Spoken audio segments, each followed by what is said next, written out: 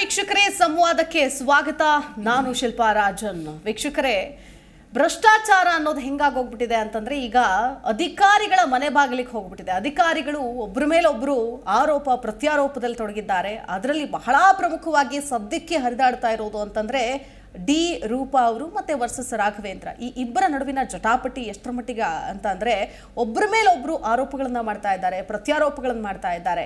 ಏನಾಗ್ತಾ ಇದೆ ಹಾಗಾದ್ರೆ? ನಿಜಕ್ಕೂ ಆರೋಪಗಳು ಮತ್ತು ಪ್ರತ್ಯಾರೋಪಗಳಲ್ಲಿ ಹುರುಳಿರುತ್ತಾ? ಜೊತೆಗೆ ಈ ಆರೋಪ ಪ್ರತ್ಯಾರೋಪಗಳು ನಿಜಕ್ಕೂ ಸತ್ಯವಾದಲ್ಲಿ ಇದರ ಬಗ್ಗೆ ತನಿಖೆ ಆಗತ್ತಾ? ಇದೆಲ್ಲವನ್ನು ಕೂಡ ಕಾದ್ ನೋಡ್ಬೇಕಾಗತ್ತೆ. ಎಸ್, ಇದೇ ಈ ಹೊತ್ತಿನ ವಿಶೇಷ. ಕರಕುಶಲ ಕಲಹ, ರಾಘವೇಂದ್ರ ವರ್ಸಸ್ ರೂಪಾ.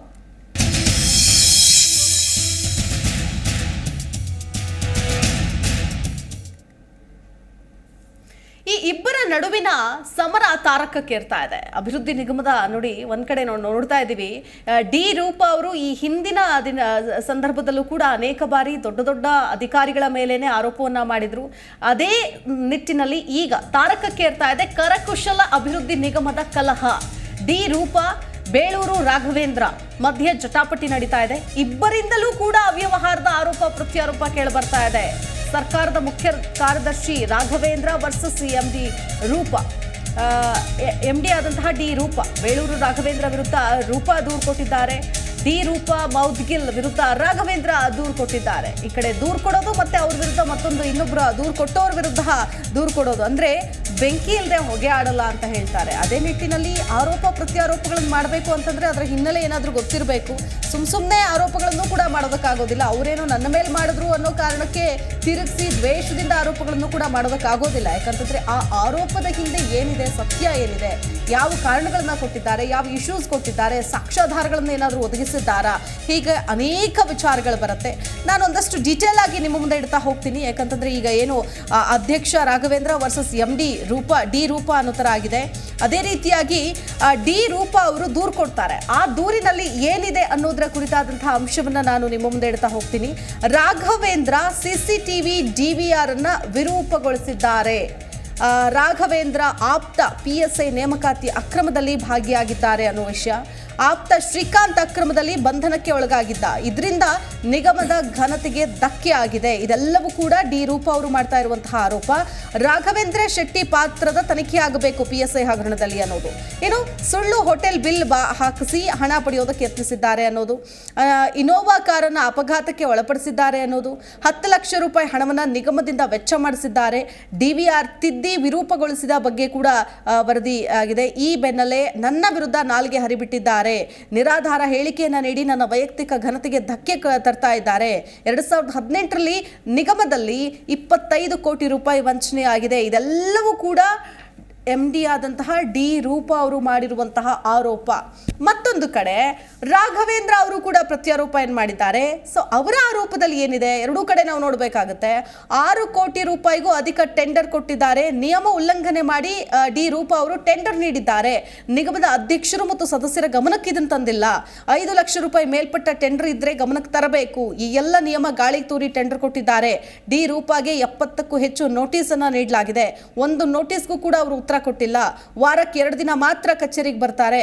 ಕಡತಗಳನ್ನ ಮನೆಗೆ ತರಿಸ್ಕೊಂಡು ವಿಲೇವಾರಿ ಮಾಡ್ತಾರೆ ಅನ್ನೋದು ರಾಘವೇಂದ್ರ ಅವರ ದೂರು. ಆ ದೂರನ್ನು ಕೂಡ ನಾವು ಗಮನಿಸ್ತಾ ಇದ್ದೀವಿ. ಯಾರ್ಯಾರು ಯಾವ್ಯಾವ ದೂರನ್ನ ಕೊಟ್ಟಿದ್ದಾರೆ, ಯಾವ್ಯಾವ ಅಂಶಗಳನ್ನ ಸೇರಿಸಿದ್ದಾರೆ ಅಂತ. ಸೊ ಹಾಗಾದ್ರೆ ಏನಿದು ಕರಕುಶಲ ಕಲಹ ಇಷ್ಟು ದೊಡ್ಡ ಮಟ್ಟದಲ್ಲಿ ತಾರಕಕ್ಕೇರೋದಕ್ಕೆ ಏನ್ ಕಾರಣ? ಕರಕುಶಲ ಅಭಿವೃದ್ಧಿ ನಿಗಮದಲ್ಲಿ ಇಷ್ಟು ಕೋಟಿ ಡೀಲ್ ಮಾಡೋದಕ್ಕೆ ಸಾಧ್ಯ ಆಗತ್ತಾ?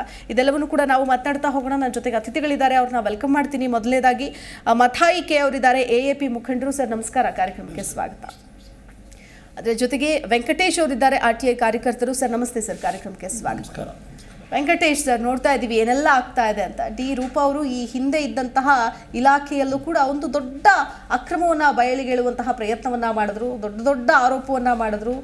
ರಾಜ್ಯಾದ್ಯಂತ ಸುದ್ದಿ ಆಯಿತು. ತದನಂತರದಲ್ಲಿ ಅವ್ರನ್ನ ಬೇರೆ ಕಡೆಗೆ ವರ್ಗಾವಣೆ ಮಾಡ್ತಾರೆ. ಆದರೆ ಈ ಕರಕುಶಲ ಅಭಿವೃದ್ಧಿ ನಿಗಮದಲ್ಲಿ ಆರೋಪ ಪ್ರತ್ಯಾರೋಪಗಳು ಜೋರಾಗಿ ಕೇಳಿ ಬರ್ತಾ ಇದೆ. ಏನು ಹೇಳ್ತೀರಿ?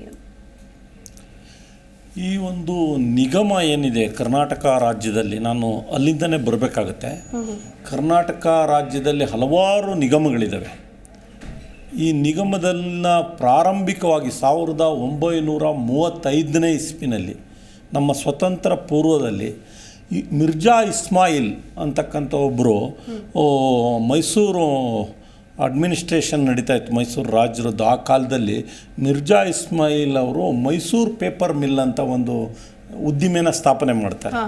ಆ ಉದ್ದಿಮೆಗೆ 2000 ಇಸ್ವಿನಲ್ಲಿ ಏನು SM ಕೃಷ್ಣ ಅವರು ಮುಖ್ಯಮಂತ್ರಿ ಆಗಿದ್ದಾಗ ಅಲ್ಲಿಗೆ ಈಗ ಇರ್ತಕ್ಕಂಥ ಹಾಲಿ ಶಾಸಕರಾಗಿರ್ತಕ್ಕಂಥ ಹ್ಯಾರಿಸ್ ಅವರನ್ನು ಅಲ್ಲಿ ನಿಗಮಕ್ಕೆ ಅಧ್ಯಕ್ಷರನ್ನಾಗಿ ಮಾಡ್ತಾರೆ.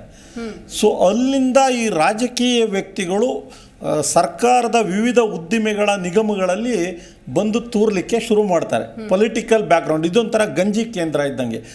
ಎಲೆಕ್ಷನ್ನಲ್ಲಿ ಗೆಲ್ಲಿಕ್ಕಾಗಲ್ಲ, ಅಥವಾ MLA ಜೊತೆ ಅಥವಾ ಮಿನಿಸ್ಟರ್ ಜೊತೆ, ಚೀಫ್ ಮಿನಿಸ್ಟರ್ ಜೊತೆ ಭಾಳ ಹತ್ತಿರದ ಬಾಂಧವ್ಯ ಇಟ್ಕೊಂಡು ಅವರ ಎಲ್ಲ ಆಗುಹೋಗುಗಳನ್ನು ಇವರು ಪೂರೈಸ್ತಾ ಬಂದಾಗ ಅಂಥವ್ರನ್ನ ಇಂಥ ನಿಗಮದ ಅಧ್ಯಕ್ಷರನ್ನಾಗಿ ಮಾಡ್ತಾರೆ.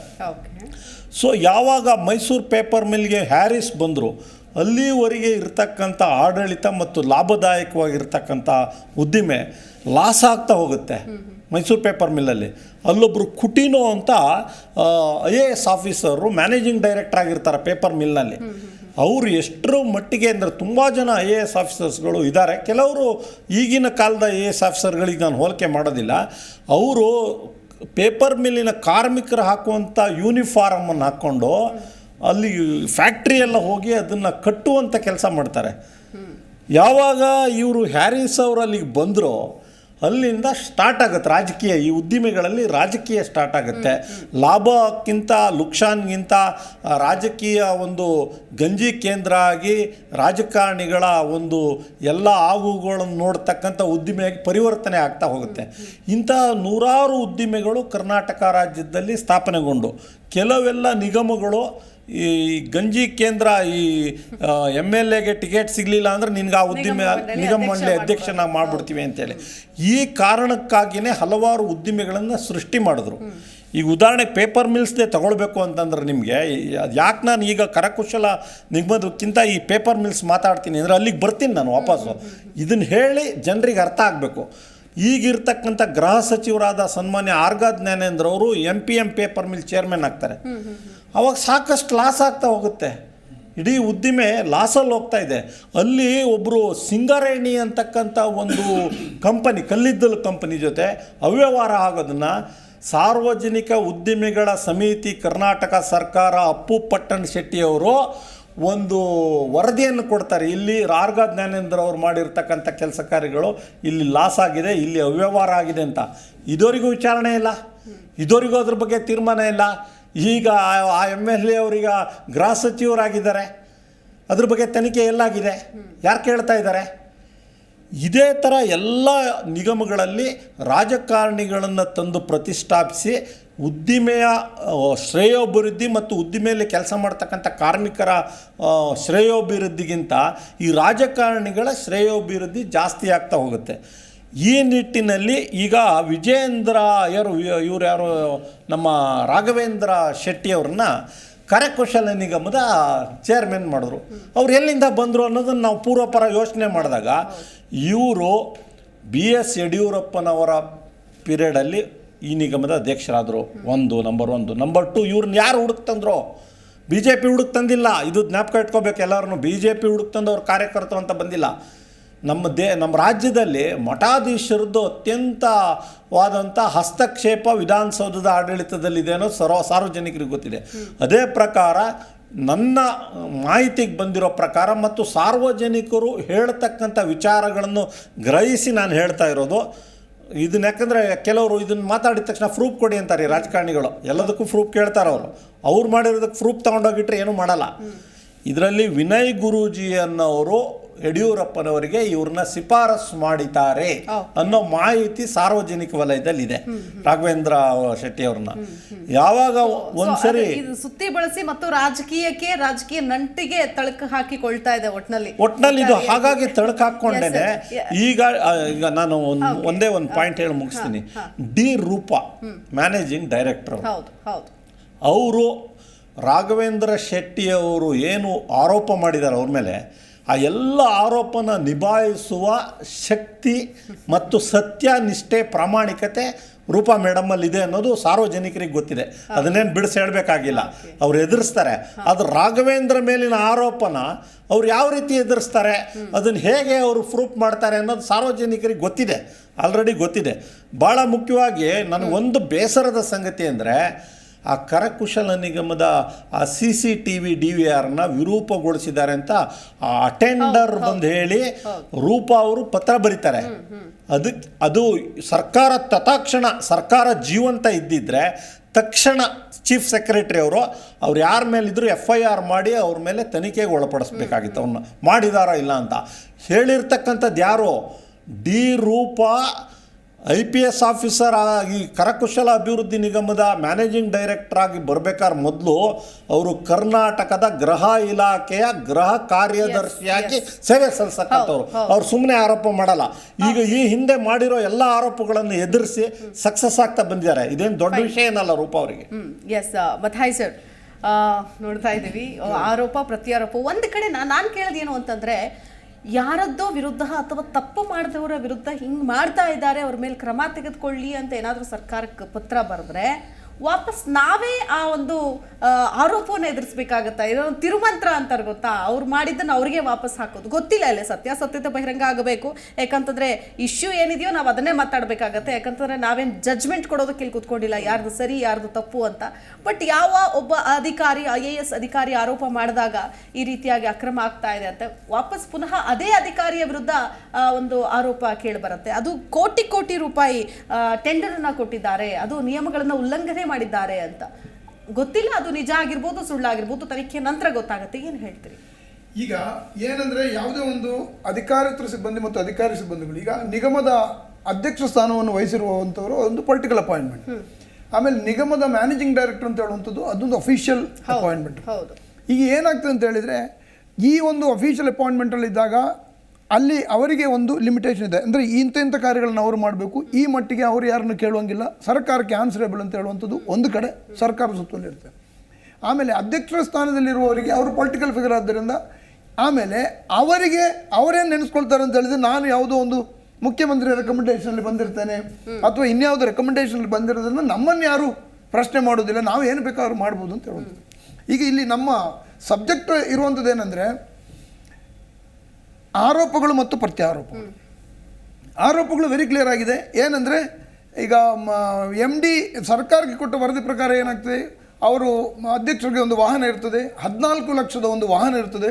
ವಾಹನ ಆಕ್ಸಿಡೆಂಟ್ ಆದ ಕೂಡಲೇ ಅದರ ಮೇಲೆ ಅವರು 10,80,000 ರೂಪಾಯಿ ಖರ್ಚಿನ ಒಂದು ಬಿಲ್ಲನ್ನು ಕ್ಲೈಮ್ ಮಾಡ್ತಾರೆ. How is it possible? ಈಗ ಯಾಕೆಂದರೆ ಯಾವುದೇ ಒಂದು ವಾಹನ, ಅದು ಸರ್ಕಾರಿ ವಾಹನ ಅಂತ ಇದ್ದ ಕೂಡಲೇ ವಾಹನಕ್ಕೆ ಇನ್ಶೂರೆನ್ಸ್ ಇದೆ. ನಿಮಗೆ ವಾಹನ ಆಕ್ಸಿಡೆಂಟ್ ಆದರೆ ಇಮಿಡಿಯೇಟ್ ಆಗಿ ಗಾಡಿಯನ್ನು ಟೋ ಮಾಡ್ಕೊಂಡು ಹೋಗಿ ಗ್ಯಾರೇಜಲ್ಲಿ ಇಡ್ತಾರೆ. ಗ್ಯಾರೇಜಿನವರು ಇನ್ಶೂರೆನ್ಸ್ ಕಂಪನಿಗೆ ಇಂಟಿಮೇಟ್ ಮಾಡ್ತಾರೆ. ಇನ್ಶೂರೆನ್ಸ್ ಕಂಪನಿಯಿಂದ ಕಂಪ್ಲೀಟ್ ಎಕ್ಸ್ಪೆಂಡಿಚರ್ನ ಬೇರ್ ಮಾಡ್ತಾರೆ. ಬಂಪರ್ ಟು ಬಂಪರ್ ಎಲ್ಲಿಯಾದರೂ ಇದ್ದರೆ ಮೇ ಬಿ 1,000 ರೂಪೀಸ್ ಏನಾದರೂ ಕೊಡಬೇಕಾಗಿ ಬರುತ್ತೆ, ಅದು ಅವರು ಅಡ್ಜಸ್ಟ್ ಮಾಡ್ಕೊಳ್ತಾರೆ. ಆದ್ದರಿಂದ ನಿಮಗೆ ಈ 10 ಲಕ್ಷ ಬಿಲ್ಲನ್ನು ಅವರು ಹೇಗೆ ಡ್ರಾ ಮಾಡಿದರು, ಇದು ಕ್ಯೂರಿಯಸ್ ಇದೆ. ಆಮೇಲೆ ಇನ್ನೊಂದು ಆರೋಪ ಮಾಡ್ತಾರೆ, ಅವರ ಕಚೇರಿಯಲ್ಲಿ ಅಧ್ಯಕ್ಷರು 4 ಜನ ಎಂಪ್ಲಾಯೀಸ್ಗಳನ್ನು ಇಟ್ಕೊಂಡಿದ್ದಾರೆ. ಅವರ ಸ್ಯಾಲ್ರಿಯನ್ನು ಅವರು ಡ್ರಾ ಮಾಡ್ತಾ ಇದ್ದಾರೆ. ಆ ಎಂಪ್ಲಾಯೀಸ್ಗಳು ಕಚೇರಿಗೆ ಬರೋದೇ ಇಲ್ಲ. ಆಮೇಲೆ ಕಚೇರಿಗೆ ಬರೆದಿರುವಂಥ ವ್ಯಕ್ತಿಗೆ ಅವರ ಹೆಸರಿನಲ್ಲಿ ಸಂಬಳ ಡ್ರಾ ಮಾಡ್ತಾ ಇದ್ದಾರೆ ಅಂದರೆ ಅದು ದೊಡ್ಡ ಒಂದು ಮಿಸ್ಯೂಸ್ ಆಫ್ ಪಬ್ಲಿಕ್ ಆಫೀಸ್. ಅದನ್ನು ಎನ್ಕ್ವೈರಿ ಮಾಡಬೇಕು. ಆಮೇಲೆ ಆದರೆ ಆಫೀಸ್ ಕೆಲಸಗಳನ್ನು ಅಲ್ಲಿರೋ ಸಿಬ್ಬಂದಿಗಳಿಂದಲೇ ಮಾಡಿಸ್ತಾ ಇದ್ದಾರೆ. ಸೊ ಈ ರೀತಿ ಹಲವಾರು ಆರೋಪಗಳನ್ನು ಅವರು ಮಾಡಿರುವುದರಿಂದ ಈಗ ನಾವು ball is in the court of the government. But ಗೌರ್ಮೆಂಟಲ್ಲಿ ಏನಾಗ್ತಾ ಇದೆ ಅಂತ ಹೇಳಿದರೆ, ನೀವು ಈಗಾಗಲೇ ನೋಡಿದ್ರಿ ಇತ್ತೀಚಿನ ದಿನಗಳಲ್ಲಿ ಗೌರ್ಮೆಂಟಲ್ಲಿ ಆಡಳಿತ ವ್ಯವಸ್ಥೆ ಒಂದು WWE ಇದ್ದಂಗೆ, ಫ್ರೀ ಸ್ಟೈಲ್ ರೆಸ್ಲಿಂಗ್. ಯಾರು ಬೇಕಾದ್ರೂ ಎಲ್ಲಿಗೆ ಬೇಕಾದರೂ ಹೊಡಿಬೋದು. ಅಲ್ಲಿ ಯಾವುದೇ ಕಾನೂನು ರೂಪ ಇಲ್ಲ. ಈಗಾಗಲೇ ನಾವು ನೋಡಿದ್ದೇವೆ, ನಿಮ್ಮ ಪಂಚಾಯತ್ ರಾಜ್ ಇಲಾಖೆಯಲ್ಲಿ 40% ಕಮಿಷನ್ ನೋಡಿದ್ದೇವೆ, 50% ಕಮಿಷನ್. ಯಾರು ಎನ್ಕ್ವೈರಿ ಮಾಡೋರು ಇಲ್ಲ. ಒಬ್ಬ ಆತ್ಮಹತ್ಯೆ ಮಾಡ್ತಾನೆ. ಇದು ಬಹಳ ಗಂಭೀರವಾಗಿರುವಂಥ ವಿಷಯ. ಇವತ್ತು ಬೇಳೂರು ರಾಘವೇಂದ್ರ ಶೆಟ್ಟರು ಓಪನ್ ಆಗಿ ಹೇಳ್ತಾರೆ, ನಾನು ಆತ್ಮಹತ್ಯೆ ಮಾಡಿದರೆ ಇವರು ಕಾರಣ ಅಂತ ಹೇಳುವಂಥ ಈ ಒಂದು ಪರಿಸ್ಥಿತಿಯಲ್ಲಿ ಸರ್ಕಾರ 1 ನಿಮಿಷ ತಡ ಮಾಡದೆ ಇದನ್ನು ಎನ್ಕ್ವೈರಿಗೆ ಒಳಪಡಿಸಬೇಕು. ತಕ್ಷಣ ಹೈ ಲೆವೆಲ್ ಎನ್ಕ್ವೈರಿಗೆ ಒಬ್ಬಪಡಿಸಬೇಕು. ಮತ್ತು ಆತ್ಮಹತ್ಯೆ ಮಾಡಿದರೆ ಅಂತ ಹೇಳ್ಕೊಂಡು ಅವರೇನು ಥ್ರೆಟ್ ಕೊಡ್ತಾ ಇರೋದ್ರಿಂದ ತಕ್ಷಣ ಅವ್ರನ್ನ ಅರೆಸ್ಟ್ ಮಾಡಿ ಅವರಿಗೆ ಪ್ರೊಟೆಕ್ಷನ್ ಕೊಡಬೇಕು, ಆತ್ಮಹತ್ಯೆ ಮಾಡ್ದಂಗೆ. ನಿಜ. ಯಾಕಂದ್ರೆ ಈಗಾಗಲೇ ಒಬ್ಬ ವ್ಯಕ್ತಿ ಆತ್ಮಹತ್ಯೆ ಮಾಡಿ ಆಗಿದೆ. ನಮ್ಮ ಒಂದು ಆತ್ಮವನ್ನು ಅಥವಾ ಒಂದು ದೇಹವನ್ನು ನಮ್ಮಿಂದ ಉಳಿಸಲಿಕ್ಕೆ ಆಗೋದಿಲ್ಲ. ಈಗ ಅವರು ಮುಂಚಿತವಾಗಿ ವಾರ್ನಿಂಗ್ ಕೊಟ್ಟಿರೋದ್ರಿಂದ ಆ ಗ್ರೌಂಡಲ್ಲೇ ಅವರನ್ನು ನೀವು ಅವರಿಗೆ ರಕ್ಷಣೆ ಕೊಟ್ಟು ಅವರನ್ನು ಆತ್ಮಹತ್ಯೆ ಮಾಡದಂಗೆ ನೋಡಬೇಕು ಒಂದು. ಆಮೇಲೆ ಇವರು ಮಾಡಿದ ಡಿ ರೂಪ ಅವರು ಮಾಡಿರೋ ಆರೋಪ ಇರ್ಬೋದು, ರಾಘವನ್ ಶೆಟ್ಟರು ಮಾಡಿದ್ರು, ಇದನ್ನು you should not wash the dirty linen in public. ನಮ್ಮ ರಾಜ್ಯದ 6.5 ಕೋಟಿ ಜನ ಇದನ್ನೆಲ್ಲ ನೋಡ್ತಾ ಇದ್ದಾರೆ. ನಾವೇನು ಆರ್ ವಿ ಸ್ಟುಪಿಡ್ ಅಂತ ನಾವೇನು ಸ್ಟುಪಿಡ್ ಇದ್ದೇವೆ? ನಮಗೇನು ಜ್ಞಾನ ಇಲ್ವ? ನಾವೇನು SLC ಫೇಲ್ ಆಗಿ ಇಲ್ಲಿ ಕೂತ್ಕೊಂಡಿದ್ದೇವೆ? ಇಲ್ಲಿ ಎಲ್ಲ ವಿದ್ಯಾವಂತರಿದ್ದಾರೆ. ಸರ್ಕಾರ ಏನು ಮಾಡ್ತಾ ಇದೆ? ಒಬ್ಬರು ಹೈ ಲೆವೆಲ್ ಆಫೀಸರ್ ಒಂದು ರಿಪೋರ್ಟ್ ಕೊಡ್ತಾ ಇದ್ದಾರೆ, ಒಬ್ಬರು ಚೇರ್ಮನ್ ಕೊಟ್ಟಾಗ ಇಷ್ಟೆಲ್ಲ ಪಬ್ಲಿಕ್ ಡಿಸ್ಕಷನ್ ಆಗಿ, TV ಡಿಸ್ಕಷನ್ ಆಗಿ, ಪತ್ರಿಕೆಗಳಲ್ಲಿ ಬಂದು ಇದೆಲ್ಲ ಜಗಜ್ಜಾಹೀರಾಗುವ ಮುಂತೆ ಅವರು MD ಕೊಟ್ಟಿರುವಂಥ ರಿಪೋರ್ಟನ್ನು ಚೀಫ್ ಸೆಕ್ರೆಟರಿ ಅವರು ತಕ್ಷಣ ಅದನ್ನು ಗಮನಕ್ಕೆ ತಗೊಂಡು ಹೈ ಲೆವೆಲ್ ಎನ್ಕ್ವೈರಿ ಮಾಡಬೇಕಿತ್ತು. ನಮ್ಮ CID ಇದೆ, ನಮಗೆ ಎಲ್ಲ ಒಳ್ಳೊಳ್ಳೆ ಅಧಿಕಾರಿಗಳಿದ್ದಾರೆ. Why government? So lapse is not on them, lapse is on the part of government. Government has not acted ಅಂದರೆ ಅರ್ಥ ಏನು? ಗೌರ್ಮೆಂಟ್ ನಿಷ್ಕ್ರಿಯ ಆಗಿದೆ. ಗೌರ್ಮೆಂಟ್ ಯಾಕೆ ನಿಷ್ಕ್ರಿಯ ಆಗಿದೆ ಅಂದರೆ ಸರ್ಕಾರಕ್ಕೆ ಯಾರ ಮೇಲೇನೂ ಹಿಡಿತಾ ಇಲ್ಲ, ಅಧಿಕಾರಿಗಳ ಮೇಲೆ ಹಿಡಿತಾ ಇಲ್ಲ, ಮಂತ್ರಿಗಳ ಮೇಲೆ ಹಿಡಿತಾ ಇಲ್ಲ, ಭ್ರಷ್ಟಾಚಾರದ ಮೇಲೆ ಹಿಡಿತಾ ಇಲ್ಲ. ನಿಮಗೆ ಅಲ್ಲಿ ಯಾವ ಇಲಾಖೆ ತಗೊಂಡು ಭ್ರಷ್ಟಾಚಾರದಲ್ಲಿ ಮುಳುಗಿ ಹೋಗಿದೆ. ಹೀಗಿರುವಾಗ ನಾವೇನು ಮಾಡೋದು? ನಾವೆಲ್ಲ ಅಸಹಾಯಕರಾಗಿದ್ದಾರೆ, ನಿಸ್ಸಹಾಯಕರಾಗಿದ್ದಾರೆ. ಯಾರು ಹೇಳುವವರಿಲ್ಲ, ಕೇಳುವವರಿಲ್ಲ. ಹಿಂದೆ ಆದರೆ ಅಟ್ಲೀಸ್ಟ್ ಇಂಥ ಆರೋಪಗಳು ಬಂದಾಗ ಮುಖ್ಯಮಂತ್ರಿ ಇಂಟರ್ವ್ಯೂ ನಾವು ಅಟ್ಲೀಸ್ಟ್ ಒಂದು ಸ್ಟೇಟ್ಮೆಂಟ್ ಆದರೂ ಕೊಡಬೇಕಾ ಮುಖ್ಯಮಂತ್ರಿಯವರು? ಇಲ್ಲ ಇದನ್ನು ನಾವು ಗಮನಿಸ್ತಾ ಇದ್ದೇವೆ, ನಾವು ಎನ್ಕ್ವೈರಿ ಮಾಡ್ತೇವೆ. ಅಥವಾ ಹೋಮ್ ಮಿನಿಸ್ಟ್ರಾ ಅಥವಾ ಚೀಫ್ ಸೆಕ್ರೆಟರಿ ಯಾರೂ ಇಲ್ಲ, ಆಡಳಿತವೇ ಇಲ್ಲ ಕರ್ನಾಟಕದಲ್ಲಿ. There is no administration. And ಅಲ್ಲಿ ಏನಾಗಿದೆ ಅಂತ ಹೇಳಿದ್ರೆ chief minister is working on a remote button. ಯಾರೋ ಹೇಳಿದಂಗೆ ಕೆಲಸ ಮಾಡ್ತಾ ಇದ್ದಾರೆ. ಈಗ ಅವರೊಬ್ಬ ರೆಸ್ಪಾನ್ಸಿಬಲ್ ಮುಖ್ಯಮಂತ್ರಿ ಆಗಿದ್ದರೆ ಇಷ್ಟೊತ್ತಿಗೆ ಒಬ್ಬರು ನಿಗಮದ ಅಧ್ಯಕ್ಷ ನಾನು ಆತ್ಮಹತ್ಯೆ ಮಾಡಿದ್ರು ಇಂಥವ್ರ ಕಾರಣ ಅಂತ ಹೇಳುವಾಗ ಅವರು ಆತ್ಮಹತ್ಯೆ ಮಾಡದಿರಲಿಕ್ಕೆ ತಕ್ಷಣ ಅವರಿಗೆ ಒಂದು ರಕ್ಷಣೆ ಕೊಟ್ಟು ಒಂದು ಎನ್ಕ್ವೈರಿಗೆ ಆರ್ಡರ್ ಮಾಡಿ ಪಬ್ಲಿಕ್ ಮುಂದೆ ಇಡಬೇಕಿತ್ತು. ನಾವು ಸರ್ಕಾರ ನಾವು ಬದ್ಧತೆಯನ್ನು ಪ್ರದರ್ಶಿಸ್ತಾ ಇದ್ದೇವೆ, ಆತ್ಮಹತ್ಯೆ ಮಾಡಲಿಕ್ಕೆ ಬಿಡುವುದಿಲ್ಲ. ಈಗ ನಾವು ಯಾರ್ದು ಪರವಾಗಿ ಮಾತಾಡ್ತಾ ಇಲ್ಲ. ಡಿ ರೂಪ ಅವರು ತಪ್ಪು ಮಾಡಿದರೆ ಅವರಿಗೂ ಶಿಕ್ಷೆ ಆಗಲಿ, ಬೇಳೂರು ರಾಘವನ್ ಶೆಟ್ಟಿ ಅವರು ತಪ್ಪು ಮಾಡಿದರೆ ಅವರಿಗೂ ಶಿಕ್ಷೆ ಆಗಲಿ. ಬಟ್ ಈ ಎರಡು ಆರೋಪ ಪ್ರತ್ಯಾರೋಪಗಳು ಬಂದಾಗ ಸರ್ಕಾರ ಕಣ್ಣು ಮುಚ್ಚಿ ಕೂತ್ಕೊಳ್ಳಿಕ್ಕೆ ಆಗೋದಿಲ್ಲ. ಸರ್ಕಾರ ಜನರಿಗೆ ಉತ್ತರ ಕೊಡಬೇಕಾಗಿದೆ. 6.5 ಕೋಟಿ ಜನ ಇದನ್ನೆಲ್ಲ ನೋಡ್ತಾ ಇರೋದ್ರಿಂದ ಜನರಿಗೆ ನೀವು ಸತ್ಯಾಂಶವನ್ನು ಹೇಳಿ. ಹೇಗೆ ಹೇಳ್ತೀರಿ? ಇಮ್ಮಿಡಿಯೇಟ್ ಆಗಿ ಎನ್ಕ್ವೈರಿ ಆರ್ಡರ್ ಮಾಡಿ. ಅದು ಏನು ಬೇಕಾದ್ರೆ ಚೀಫ್ ಸೆಕ್ರೆಟರಿ ನೇತೃತ್ವ ಅವರೇ ಮಾಡಲಿ. ಈಗ ಅವರಿಗೆ ಬೇರೆ ಸರ್ಕಾರ ಮಾಡಲಿಕ್ಕೆ ಚೀಫ್ ಸೆಕ್ರೆಟರಿ ಬಂದು ಮಾಡಲಿ. ಗವರ್ಮೆಂಟ್ ಅಂತಂದ್ರೆ ಅದಕ್ಕೆ ಯಾವುದೇ ರೀತಿಯಾದಂತಹ ಉತ್ತರ ಬಂದಿಲ್ಲ. ಮುಖ್ಯ ಕಾರ್ಯದರ್ಶಿ ಅವರು ಏನು ಉತ್ತರ ಕೊಟ್ಟರು ಅಥವಾ ಯಾವ ರೀತಿಯಾಗಿ ರಿಸೀವ್ ಮಾಡ್ತಾ ಇದ್ದಾರೆ ಇಲ್ವಾ ಅನ್ನೋದು. No governance in the state. No Venkatesh sir, ಈಗ ಒಂದು ಆಡಳಿತ ಮತ್ತು ಈಗ ನಾವೇನು ನೋಡ್ತಾ ಇದ್ದೀವಿ ಶಾಸಕಾಂಗ ಆಗಿರ್ಬೋದು, ಕಾರ್ಯಾಂಗ, ನ್ಯಾಯಾಂಗ, ಮೂರಕ್ಕೂ ಕೂಡ ವಿಭಿನ್ನವಾದಂತಹ ಕೆಲಸ ಇದೆ, ಜವಾಬ್ದಾರಿಗಳಿದೆ. ಸೊ ಯಾರ್ಯಾರು ಯಾರ ಕೆಲಸಗಳಲ್ಲಿ ಹಸ್ತಕ್ಷೇಪ ಮಾಡದೆ ಕಾರ್ಯನಿರ್ವಹಿಸ್ಕೊಂಡು ಹೋಗಬೇಕು ಅನ್ನೋದು ಬಹಳ ಸ್ಪಷ್ಟವಾಗಿ ನಮಗೆ ತಿಳಿಸ್ಕೊಟ್ಟಿದ್ದಾರೆ. ಆದರೆ ಪ್ರತಿ ಬಾರಿ ಕೂಡ ಈ ಕಾರ್ಯಾಂಗ ಮತ್ತು ಶಾಸಕಾಂಗದಲ್ಲಿ ಯಾವಾಗಲೂ ಕೂಡ ಅಧಿಕಾರಿಗಳು ಜನಪ್ರತಿನಿಧಿಗಳ ಮೇಲೆ, ಜನಪ್ರತಿನಿಧಿಗಳು ಅಧಿಕಾರಿಗಳ ಮೇಲೆ, IAS IPS ಮೇಲೆ ಇವರು ಪ್ರಭಾವವನ್ನು ತರೋದಾಗಿರ್ಬೋದು ಅಥವಾ ಇವರು ಮಾಡುವಂತಹ ಕೆಲಸಗಳು ಅನೇಕ ಬಾರಿ ಹೊರಗಡೆ ಬರೋದೇ ಅಲ್ಲಿ ಭಿನ್ನಾಭಿಪ್ರಾಯ ಇದ್ದಾಗಲೇ ಅಲ್ಲಿ ನಡೀತಾ ಇರುವಂತಹ ಏನು ನಾವೇನು ಹೇಳ್ತೀವಿ ಭ್ರಷ್ಟಾಚಾರ ಆಗಿರ್ಬೋದು, ಮತ್ತೊಂದಾಗಿರ್ಬೋದು, ಹೊರಗಡೆ ಬರೋದೇ ಅಲ್ಲಿ ಹೊಂದಾಣಿಕೆ ಇಲ್ಲದೆ ಇರುವಾಗ. ಹಂಗಂತ ಹೊಂದಾಣಿಕೆ ಇದೆ, ಎಲ್ಲ ಸರಿ ಇದೆ ಅಂದ ತಕ್ಷಣ ಅಲ್ಲಿ ಭ್ರಷ್ಟಾಚಾರ ಇಲ್ಲ ಅಂತಾನೂ ಹೇಳಕ್ಕಾಗಲ್ಲ. ಸೊ ಎಲ್ಲಾ ಅಧಿಕಾರಿಗಳು ಕೂಡ ಜನಪ್ರತಿನಿಧಿಗಳು ಹೇಳ್ದಂಗೆ ನಡ್ಕೊಂಡು ಹೋಗ್ತಾರೆ ಅಂತಾನೂ ಹೇಳಕ್ಕಾಗಲ್ಲ. ಈಗ ಒಂದು ವಾಯ್ಸ್ ಬಂದಾಗ ಅದನ್ನ ಸೀರಿಯಸ್ ಆಗಿ ತಗೊಳ್ಬೇಕು, ಅದು ಸರ್ಕಾರದ ಜವಾಬ್ದಾರಿ. ಸೀರಿಯಸ್ ಆಗಿ ತಗೊಂಡ್ರೆ ಒನ್ಸ್ ಅಗೇನ್ ಸರ್ಕಾರದ ಅಧೀನದಲ್ಲಿರುವಂತಹ ರಾಜಕಾರಣಿಗಳ ಮೇಲೇನೆ ಆರೋಪ ಮಾಡ್ದಂಗೆ ಆಗುತ್ತೆ. ಸೊ ಇವರೇ ಅದನ್ನ ಒಪ್ಕೊಂಡಂಗೆ ಆಗುತ್ತೆ. ಸೊ ಅದು ಸೆಟ್ ಬ್ಯಾಕ್ ಆಗಲ್ವಾ ಸರ್? ಹೆಂಗೆ ಯಾವ ರೀತಿಯಾಗಿ ಇದನ್ನ ಬಗೆಹರಿಸೋದು? ಇಲ್ಲ, ಈಗ ಈ ಇತ್ತೀಚಿನ ದಿನಗಳಲ್ಲಿ ಕಾರ್ಯಾಂಗದಲ್ಲಿ ಶಾಸಕಾಂಗ ತುಂಬ ಹಸ್ತಕ್ಷೇಪ ಮಾಡ್ತಾ ಇದೆ, ಸಿಕ್ಕಾಪಟ್ಟೆ ಹಸ್ತಕ್ಷೇಪ ಮಾಡ್ತಾ ಇದೆ. ಭಾಳಷ್ಟು ಜನ ಪ್ರಾಮಾಣಿಕ ಅಧಿಕಾರಿಗಳು ನಮ್ಮ ರಾಜ್ಯದಲ್ಲಿ ಇದ್ದಾರೆ. ಹಾಗೆಯೇ ಭಾಳಷ್ಟು ಜನ ಭ್ರಷ್ಟ ಅಧಿಕಾರಿಗಳು ನಮ್ಮ ರಾಜ್ಯದಲ್ಲಿದ್ದಾರೆ. ಇಲ್ಲಿ ವಿಪರ್ಯಾಸ ಏನು ಅಂದರೆ ಪ್ರಾಮಾಣಿಕ ಅಧಿಕಾರಿಗಳನ್ನು ಒಂದು ಕಡೆ ಮೂಲೆಗೆ ತಳ್ತಾ ಇದ್ದಾರೆ. ಭ್ರಷ್ಟ ಅಧಿಕಾರಿಗಳು ಸರ್ಕಾರದ ಸುತ್ತ ಬೇಲಿ ಥರ ಭ್ರಷ್ಟರಿಗೆ ಕಾವಲು ಕಾಯ್ಕೊಂಡು ಜಿ ಹುಜೂರ್ ತರ ಕರ್ತವ್ಯ ಟ್ರಾನ್ಸ್ಫರ್ ಆಗುತ್ತೆ. ಒಂದ್ಸರಿ ಒಂದು ನಿಮ್ ಹೇಳಿದ ತಕ್ಷಣ ನನ್ಗೆ ಜ್ಞಾಪಕ ಆಯ್ತು. ಮುಖ್ಯಮಂತ್ರಿ ಯಡಿಯೂರಪ್ಪನವರು ಈ IAS ಅಧಿಕಾರಿ ಭಾಸ್ಕರ್ ರಾವ್ ಯಾರೋ ಇದ್ರು ಅನ್ಸುತ್ತೆ, ಭಾಸ್ಕರ್ ಯಾರು ಅವರಿಗೆ ನೀವು IAS ಅಧಿಕಾರಿಗಳ ಕಳ್ಳರಿದ್ದೀರಿ ನೀವು ಅಂತ ಹೇಳ್ತಾರೆ. ಇದು ಚಾನಲ್ಗಳಲ್ಲೆಲ್ಲ ಬಂತು, ಮಾಧ್ಯಮದಲ್ಲೆಲ್ಲ ಬಂತು. ನಾನು ಈಗಿರೋ ಮುಖ್ಯ ಕಾರ್ಯದರ್ಶಿಯವರಿಗೆ ಭಾಳ ಟ್ರೈ ಮಾಡಿದೆ. ನೀವು IAS ಅಧಿಕಾರಿಗಳ ಸಂಘದ ಅಧ್ಯಕ್ಷರಿದ್ದೀರಿ, IAS ಎಲ್ಲ ಕಳ್ಳರು ಅಂತ ಇದ್ದಾರೆ, ಈ ರಿಯಾಕ್ಷನ್ ಮಾಡಿ ಬೇಗ ಅಂತೀನಿ.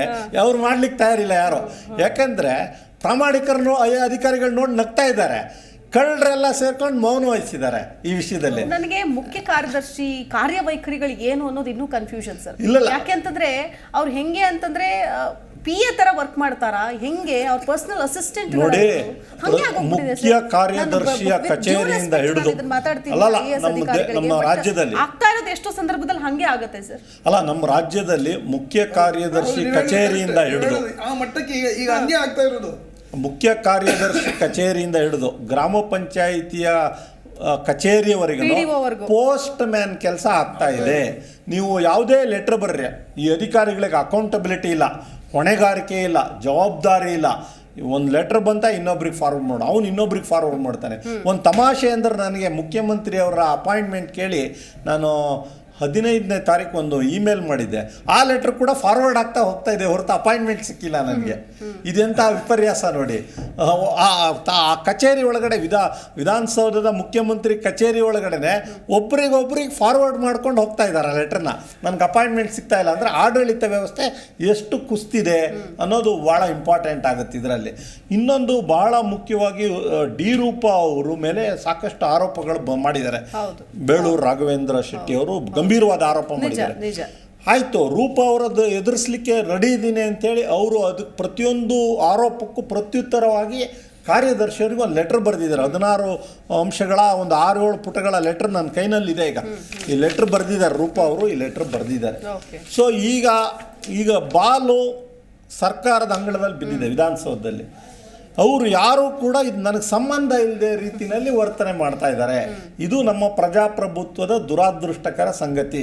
ಯಾಕಂದ್ರೆ ಒಂದು ನಿಗಮ ಇದೆಯಲ್ಲ, ಅದು ಕರಕುಶಲ ಅಭಿವೃದ್ಧಿ ನಿಗಮದಲ್ಲಿ ಆ ಕರಕುಶಲ ಕಲೆ ಇದೆಯಲ್ಲ, ಇದು ಭಾಳಷ್ಟು ಜನ ಬಡವರು, ಅದು ಶ್ರೀಗಂಧದ ಕೆತ್ತನೆಗಳಿರ್ಬೋದು, ಇಡೀ ದೇಶವ್ಯಾಪಿ ನಮ್ಮ ಕರಕುಶಲತೆ ಕರ್ನಾಟಕದ ಒಂದು ಗೌರವವನ್ನು ಮನ್ನಣೆಯನ್ನು ಹೆಚ್ಚು ಮಾಡ್ತಕ್ಕಂಥ ಸಂಸ್ಥೆಯಲ್ಲಿ ರೂಪ ಅವರು ಬಂದರ ಮೇಲೆ ಅವರದ್ದೇ ಪತ್ರದ ಆಧಾರದ ಮೇಲೆ ನಾನು ಮಾತಾಡಿದರೆ 6-7 ಕೋಟಿ ರೂಪಾಯಿ ಈ ಕೊರೋನಾ ಟೈಮಲ್ಲೂ ಕೂಡ ಟರ್ನ್ ಓವರ್ ಜಾಸ್ತಿ ಮಾಡಿ ಲಾಭಕ್ಕೆ ತಗೊಂಡು ಹೋಗಿದ್ದಾರಂತೆ. ಅವ್ರು ಬರೆದಿರೋದು ನಾನು ಲಾಭದಲ್ಲಿ ನಾನು ನಡೆಸ್ತಾ ಇದ್ದೀನಿ ಇದನ್ನು ಅಂತ ಹೇಳ್ತಾರೆ. ಈ ಹಿಂದೆ ಕೂಡ ಅವರು ಒಬ್ಬರು DIGನೋ ಯಾರ್ದೋ ಮೇಲೆ 2 ಕೋಟಿ ರೂಪಾಯಿ ಜೈಲಾಧಿಕಾರಿ ಶಶಿಕಲಾ ಹತ್ರ ದುಡ್ಡು ತಗೊಂಡು ಮಾಡಿದ್ರು ಅಂತ ಗಂಭೀರವಾದ ಆರೋಪ ಮಾಡಿದ್ರು. ಅಲ್ಲಲ್ಲ, ಅವ್ರ ಹೆಸರೇನೇ ಬೇರೆ ಇದೆ ಅನಿಸುತ್ತೆ, ಸೂರ್ಯನಾರಾಯಣ ಏನೋ ಇರಲಿ, ಆ DJ ಅವರು ಅದನ್ನು ಎದುರಿಸ್ತಾರೆ ರೂಪ ಅವರು. ಕೊನೆಗೆ ವರದಿ ಕೂಡ ಬರುತ್ತೆ ಇದರಲ್ಲಿ ಅವ್ಯವಹಾರ ನಡೆದಿದೆ ಅಂತ. ಆ DIGನ ಬಿಟ್ಟು ಉಳಿದ ಅಧಿಕಾರಿಗಳಿಗೆ ಶಿಕ್ಷೆ ಆಗುತ್ತೆ, IAS IPS ಆಫೀಸರ್ಗಳಿಗೆ ಶಿಕ್ಷೆ ಆಗ್ತಾ ಇಲ್ಲ. ಈಗ ಡಿ ರೂಪ ಅವರು ಹೇಳೋದು ಇದನ್ನು ಯಾರ್ಯಾರು ಇನ್ವಾಲ್ವ್ ಆಗಿದ್ದಾರೆ ಈ ಅದರಲ್ಲಿ ಎಲ್ಲರಿಗೂ ಶಿಕ್ಷೆ ಆಗಬೇಕು ಅಂತ. ಸ್ಮಾರ್ಟ್ ಸಿಟಿ ಯೋಜನೆದು ಅವರು ಒಂದು ಪ್ರಕರಣನ ತೆಗೆದ್ರು. ಟೆಂಡರ್ ಪ್ರಕ್ರಿಯೆ ಸರಿ ಇಲ್ಲ ಅಂತೇಳಿ ಭಾಳ ಶೆಡ್ ಹೊಡೆದು ನಿಂತರು ಅವ್ರು ಗೃಹ ಇಲಾಖೆ ಕಾರ್ಯದರ್ಶಿ ಆಗಿದ್ದಾಗ. ನಾವು ಅದರದ್ದು ಹೋರಾಟ ಮಾಡಿದ್ವಿ. ನಾವು ಡಿ ರೂಪ ಪರವಾಗಿ ಹೋರಾಟ ಮಾಡಿಲ್ಲ, ಕರಪ್ಷನ್ ಎಗೇನೆಸ್ಟ್ ಹೋರಾಟ ಮಾಡಿದ್ವಿ, ಧರಣಿ ಮಾಡಿದ್ವಿ, ಒಂದು ನ್ಯಾಯದ ಪರವಾಗಿ ನಾವು ಕೆಲಸ ಮಾಡಿದ್ವಿ.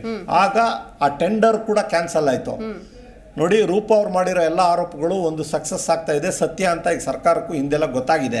ಈಗ ಇದು ಕೂಡ ಗೊತ್ತಾಗುತ್ತೆ ಅನ್ನೋ ಭರವಸೆ ನನಗಿದೆ. ಯಾಕಂದರೆ ರೂಪ ಅವರು ದಾಖಲೆಗಳಿಲ್ಲದೆ ನನ್ನ ಅನುಭವದಲ್ಲಿ ಮಾತಾಡೋದಿಲ್ಲ. ಅವರು ದಾಖಲೆಗಳು ಇಟ್ಕೊಂಡೇ ಮಾತಾಡಿದ್ದಾರೆ. ಅವರು ರಾಘವೇಂದ್ರ ಶೆಟ್ಟಿ ಅವರು ದಾಖಲೆಗಳನ್ನು ತಂದು ತೋರಿಸ್ಲಿ, ಸರ್ಕಾರದ ಮುಂದೆ ತನಿಖೆ ಆಗಲಿ.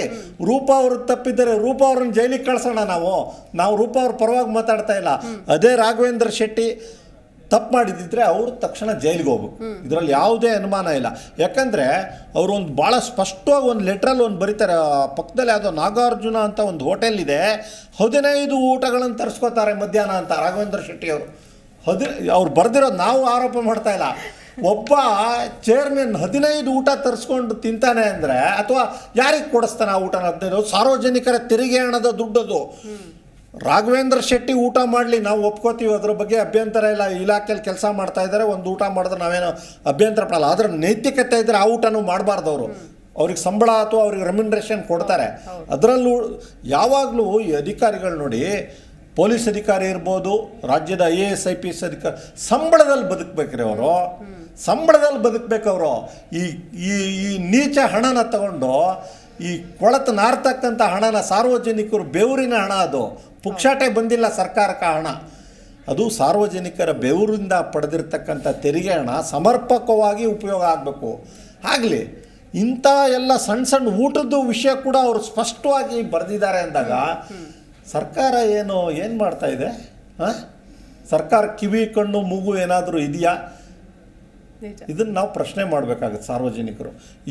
ಈ ಪ್ರಕರಣನೂ ಕೂಡ ನನಗೆ ಗೊತ್ತಿರೋ ಪ್ರಕಾರ ಇದನ್ನು ಮುಚ್ಚಾಕುವ ತಂತ್ರ ಸರ್ಕಾರ ಮಾಡುತ್ತೆ, ಹಿಂದೆನೂ ಕೂಡ ಮಾಡಿದೆ, ಈಗಲೂ ಕೂಡ ಮಾಡುತ್ತೆ. ಪ್ಲಸ್ ರೂಪ ಅವ್ರನ್ನ ಟ್ರಾನ್ಸ್ಫರ್ ಮಾಡ್ತಾ ಇರ್ಬೇಕಾದ್ರೆ ಅಲ್ಲಿಂದ. ಹೌದು, ಯಾಕಂತಂದ್ರೆ ಈ ಹಿಂದೆ ಅವರು ಸಾಕಷ್ಟು ಟ್ರಾನ್ಸ್ಫರ್ಗಳನ್ನು ಅನುಭವಿಸಿದ್ದಾರೆ. ಅವರು ನಮಗೆಲ್ಲ ತಿಳಿದ ಮಟ್ಟಿಗೆ ಸತ್ಯ, ನಿಷ್ಠೆ, ಪ್ರಾಮಾಣಿಕತೆ, ಸಂವಿಧಾನ, ಕಾನೂನು, ಪ್ರಜಾಪ್ರಭುತ್ವದ ಅಡಿಗಡೆ ಕೆಲಸ ಮಾಡ್ತಕ್ಕಂಥ ಸಾಕಷ್ಟು ಜನ IAS ಆಫೀಸರ್ಗಳಿದ್ದಾರೆ ನಮ್ಮ ರಾಜ್ಯದಲ್ಲಿ. ಅದರಲ್ಲಿ ರೂಪಾ ಅವರು ಒಬ್ಬರು, ಹಿಂದೆ ಒಬ್ಬರು ಯಾರು Vijay Kumar, I think MN Vijay Kumar. ಎಷ್ಟು ಟ್ರಾನ್ಸ್ಫರ್ಗಳಾಯಿತು? ಟ್ರಾನ್ಸ್ಫರ್ ಏನು, ಅವರನ್ನು ಟ್ರಾನ್ಸ್ಫರ್ ಬಿಡಿ, ಅವ್ರದ್ದು ಕತೆ ನಾನು ಹೇಳ್ತೇನೆ. MN ವಿಜಯ್ ಕುಮಾರ್ ಅವರೊಬ್ಬ ನಿಷ್ಠಾವಂತ ಅಧಿಕಾರಿ, ಪ್ರಾಮಾಣಿಕ ಅಧಿಕಾರಿಗಿದ್ದು ಅವರ ಮೇಲೆ ಎಷ್ಟರ ಮಟ್ಟಿಗೆ ಅಂತ ಹೇಳಿದರೆ ಅವರಿಗೆ ಆಫೀಸ್ ಕೊಡದೆ, ಟೇಬಲ್ ಕೊಡದೆ, ಅವರು ರಸ್ತೆಯಲ್ಲಿ ಕೂತ್ಕೊಂಡು ಕೊನೆಗೆ ಅವರನ್ನು even now is not getting full pension, ಅವರಿಗೆ 60% ಪೆನ್ಷನ್ ಸಿಗ್ತಾರೆ. ಅವ್ರನ್ನ ಚೀಫ್ ಸೆಕ್ರೆಟರಿ ರಂಗನಾಥ್ ಅವರಿದ್ದಾಗ ಅವ್ರನ್ನ ಏನು ಮಾಡ್ತಾರೆ, ನಿಮ್ಯಾನ್ಸ್ಗೆ, ಅವರಿಗೆ ಇಲ್ಲಪ್ಪ ಅವ್ರದ್ದು ಮೆಂಟಲ್ ಸ್ಥಿತಿ ಸರಿ ಇಲ್ಲ ಅಂತೇಳಿ ಅವರಿಗೆ ನಿಮ್ಯಾನ್ಸ್ಗೆ ವರೆಗೆ ಕಳಿಸುವಂಥ ಪರಿಸ್ಥಿತಿ ಬಂತು. ಅಲ್ಲ, ಇದು ಅವರಿಗೆ ಅಂತ ಅಲ್ಲ, ನಿಷ್ಠಾವಂತ ಪ್ರಾಮಾಣಿಕ ಅಧಿಕಾರಿ. ನಿಮಗೆ ಎಲ್ರಿಗೂ ಆಗುವಂಥ ಒಂದು ಘಟನೆ, ನಿಮಗೆ ಒಂದು ಇತ್ತೀಚಿನ ದಿನಗಳಲ್ಲಿ ನಡೆದ ಇನ್ನೊಂದು ಘಟನೆ ಹೇಳ್ತೇನೆ. ಬೀದರ್ನಲ್ಲಿ ಒಬ್ಬರು ಪಂಚಾಯತ್ ಡೆವಲಪ್ಮೆಂಟ್ ಆಫೀಸರ್ ಇದ್ದಾರೆ, ಮಂಗಳ ಅಂತೇಳಿ. ಅವರಿಗೂ ಗೊತ್ತಿದೆ, ನಮಗೂ ಗೊತ್ತಿದೆ. ನಾವು SP ಗೆಲ್ಲ ಲೆಟರ್ ಬರೆದು ಒಂದು ಎನ್ಕ್ವೈರಿಗೆಲ್ಲ ಹಾಕಿದ್ದು. ಅವರು ಈ ಭ್ರಷ್ಟಾಚಾರದ ವಿರುದ್ಧ ಹೋರಾಡ್ತಾ ಇದ್ದಾರೆ. ಪಾಪ she still N unmarried girl, panchayat development officer, but she is fighting all Elon. ಒಬ್ಬಳೇ ಫೈಟ್ ಮಾಡ್ತಾ ಇದ್ದಾರೆ. ಮಾಡಿ ಏನಾಗಿದೆ ಅಲ್ಲಿ ಪಂಚಾಯತ್ ಮೆಂಬರ್ಸ್ ಇವರ ಮೇಲೆ ಅಟ್ಯಾಕ್ ಮಾಡ್ತಾರೆ. ಇವರು ಹೈದ್ರಾಬಾದ್ ಹಾಸ್ಪಿಟಲ್ ಅಡ್ಮಿಟ್ ಆಗ್ತಾರೆ. ಕೊನೆಗೆ ಒಂದು 2-3 ತಿಂಗಳ ಹಿಂದೆ ಅಲ್ಲಿ ಜಿಲ್ಲಾ ಪಂಚಾಯತ್ CO ಜೊತೆ ಅವರಿಗೇನೋ ಇದಾಗ್ತದೆ. ಇವರು ಹೋಗಿ ಅವರಿಗೆ ನೋಡಿ, ನಮ್ಮ ಮೇಲೆ ಆದ ಆರೋಪಗಳ ಬಗ್ಗೆ ಎನ್ಕ್ವೈರಿ ಮಾಡಿ, ನಮಗೆ ರಕ್ಷಣೆ ಕೊಡಿ, ನಮಗೆ ಪೋಸ್ಟಿಂಗ್ ಕೊಡ್ತಾ ಇಲ್ಲ, ನಮಗೆ ಜಾಬ್ ಕೊಡ್ತಾ, ಈ ರೀತಿ ಎಲ್ಲ ಮಾಡಿದಾಗ ಅವ್ರು ಏನು ಮಾಡ್ತಾರೆ, ಇವರ ಮೇಲೆ ಒಂದು ಕಂಪ್ಲೇಂಟ್ ಮಾಡಿಬಿಡ್ತಾರೆ. ಜಿಲ್ಲಾ ಪಂಚಾಯತ್ CO ಕಂಪ್ಲೇಂಟ್ ಮಾಡಿ, ಆ ಕಂಪ್ಲೇಂಟ್ ಆದಮೇಲೆ ಇಲ್ಲಿ ಇವರಿಗೆ ತಲೆ ಸರಿ ಇಲ್ಲ ಅಂತ ಹೇಳ್ತಾರೆ ಅವರು. ಕೊನೆಗೆ ನೀವು ನಂಬ್ತಿಡ್ಬಿಡ್ತಾರೆ, ಅವರು ಪಂಚಾಯತ್ ಡೆವಲಪ್ಮೆಂಟ್ ಆಫೀಸರ್ ಮಂಗಳನನ್ನು ಪೊಲೀಸ್ ಅಧಿಕಾರಿಗಳಿಂದ ಅವರಿಗೆ ಮತ್ತು ಬರಿಸುವ, ಅಂದರೆ ನಿದ್ದೆ ಬರಿಸುವಂಥ ಇಂಜೆಕ್ಷನ್ ಕೊಟ್ಟು ಬೈ ಫೋರ್ಸ್ ಬೀದರ್ನಿಂದ ನಿಮ್ಯಾನ್ಸ್ಗೆ ಅಡ್ಮಿಟ್ ಮಾಡ್ತಾರೆ. ನಿಮಗೆ ಗೊತ್ತಿರಲಿಕ್ಕಿಲ್ಲ ಅದು. ಗೊತ್ತಿದೆ. ನಿಮ್ಯಾನ್ಸ್ಗೆ ಅಡ್ಮಿಟ್ ಮಾಡಿದ ನಂತರ ಅವ್ರು ಹೇಳ್ತಾರೆ, ನಿಮ್ಯಾನ್ಸ್ ಡೈರೆಕ್ಟ್ರಿಂದ ನೀವು ಸರ್ಟಿಫಿಕೇಟ್ ತೊಗೊಂಡು ಬರಲಿ, ಇವಳಿಗೆ ಮಂಡ್ಯ ಸರಿ ಇದೆ ಅಂತ. ಆಮೇಲೆ ನಿಮ್ಯಾನ್ಸ್ ಅಲ್ಲೊಂದು 1 ವಾರ, ದಿಸ್ ಇಸ್ ಕಾಲ್ಡ್ ಹರಾಸ್ಮೆಂಟ್. ಈ ಸಿಸ್ಟಮ್ ಎಷ್ಟು, ನಾನು ಇದ್ದೆ BBMPಯಲ್ಲಿ 2,000 ಕೋಟಿ ಹಗರಣವನ್ನು ಬಯಲಿಗೆ ತಂದಿದ್ದೆ. ಮಂಡ್ಯದ್ದು ಕಮಿಷನರ್ ಆಗಿ, ಮೂಡ ಕಮಿಷನರ್ ಆಗಿದ್ದು ಒಂದು 300 ಕೋಟಿ ಹಗರಣವನ್ನು ಬಯಲಿಗೆ ತಂದಿದ್ದೆ. ಲಕ್ಕಿಲಿ ನಾವು ಅದನ್ನೆಲ್ಲವನ್ನು ಏನು ಮಾಡಿದೆ ಅಂದರೆ ಒಂದು ಹೆಜ್ಜೆ ಮುಂದಕ್ಕೆ ಹೋಗಿದೆ. ಯಾಕಂದರೆ ಇದೆಲ್ಲ ಆಗುವ ಮೊದಲು ನಾನು ಅಡ್ವೊಕೇಟ್ ಆಗಿದ್ದರಿಂದ ನಮ್ಮ ಎಲ್ಲ ವರದಿಗಳಲ್ಲಿ ದಾಖಲೆಗಳ ಜೊತೆಯಲ್ಲೇ ನಾವು ವರದಿ ಕೊಡ್ತಾ ಇದ್ದೀವಿ. Not like this letter. ಈ ರೀತಿ ಪತ್ರ ಮಾಡ್ತಿರ್ಲಿಲ್ಲ ನಾವು. ಅವನು ಈ ರೀತಿ ಮಾಡಿದಾನೆ ಅಂತ ಹೇಳಿದ್ರೆ, ಈಗ ಇದರಲ್ಲಿ ಏನು ವೆಹಿಕಲ್ ಬಿಲ್, 10 ಲಕ್ಷದ ವೆಹಿಕಲ್ ಬಿಲ್ಲನ್ನು ದಾಖಲೆ, ಇನ್ನೇನು ದಾಖಲೆ, ಅವ್ನು 4 ಜನ ಅಪಾಯಿಂಟ್ಮೆಂಟ್ ದಾಖಲೆ, ಇದನ್ನೆಲ್ಲ ಇಟ್ಟು ಕೊಟ್ಟಿದ್ದರಿಂದ ನಮಗೇನು ನಿಮ್ಯಾನ್ಸ್ಗೆಲ್ಲ ಹೋಗಂತ ಬಂದಿಲ್ಲ. ಬಹುಶಃ ದೇವರ ದಯೆಯಿಂದ ನಮಗೆ ಅಲ್ಲಿ ಯಾವುದು ತೊಂದರೆ ಬರಲಿಲ್ಲ. ಲೈಟರ್ ವೇ ಅಲ್ಲಿ ತಗೊಳಕ್ ಆಗದೇ ಇಲ್ಲ. ಎಷ್ಟು ಸೀರಿಯಸ್ ಇಶ್ಯೂ. ಜೀವವನ್ನ ಅಥವಾ ಅವರ ಜೀವನವನ್ನ ಕಸಿದುಕೊಳ್ಳುವಂತಹ ವ್ಯವಸ್ಥೆ ಇದೆಯಾ, ಅಥವಾ ಅಂತಹ ಒಂದು ಕಂಪ್ಲೀಟ್ ಆಗಿ ಈ ಸಿಚುವೇಶನ್ ಟರ್ನ್ ಮಾಡುವಂತಹ ಜನರಿದ್ದಾರೆ ಅಂತಂದ್ರೆ, ಯಾಕಂತಂದ್ರೆ ಪೊಲೀಸರು ಹೋದ್ರೆ ಅಲ್ಲೂ ಅವ್ರ ಜನನೇ, ಮತ್ತೆ ನೆಕ್ಸ್ಟ್ ಹೋದ್ರೆ ಅಲ್ಲೂ ಅವ್ರ ಜನ. ಆಮೇಲೆ ಹೇಳ್ತೇನೆ ನಾನು, ಆಮೇಲೆ ಡೈರೆಕ್ಟರ್ ಆಫ್ ನಿಮ್ಯಾನ್ಸ್ ಇವರಿಗೆ ಒಂದು ಮೆಡಿಕಲ್ ಬೋರ್ಡ್ ಮಾಡಿ ಇವ್ರನ್ನ ಎಕ್ಸಾಮಿನ್ ಮಾಡಿ ಇವ್ರು ಹೇಳ್ತಾರೆ, she is perfectly all right, ಇವರಿಗೆ ಏನು ಮೆಂಟಲ್ ಪ್ರಾಬ್ಲಮ್ ಇಲ್ಲ ಅಂತ ಹೇಳಿ ಡೈರೆಕ್ಟರ್ ಮೆಡಿಕಲ್. ಆ ಸಂದರ್ಭದಲ್ಲಿ ಆಕೆ ಅನುಭವಿಸಿದಂತಹ ತಳಮಳ ಇದೆಯಲ್ಲ, ಮಾನಸಿಕ ಹಿಂಸೆ, ದೈಹಿಕ ಹಿಂಸೆ ಎಲ್ಲವೂ ಕೂಡ ಇವರು ಆಕೆ ವಾಪಸ್ ಅವರ ವಿರುದ್ಧ ಕೇಸ್ ಹಾಕಬಹುದಲ್ಲ ಸರ್? ಅಲ್ಲ, ಹಾಕಬಹುದು. ನೀವು ಈ ಬಂಡೆಕಲ್ಲಿಗೆ ನೀವು ತಲೆ ಗುಜ್ಜಿದ್ರೆ ನಿಮ್ಮದು ತಲೆ ಹಾಳಾಗೋದಲ್ವ? ಯಾಕಂದರೆ ಇದು ಈಗ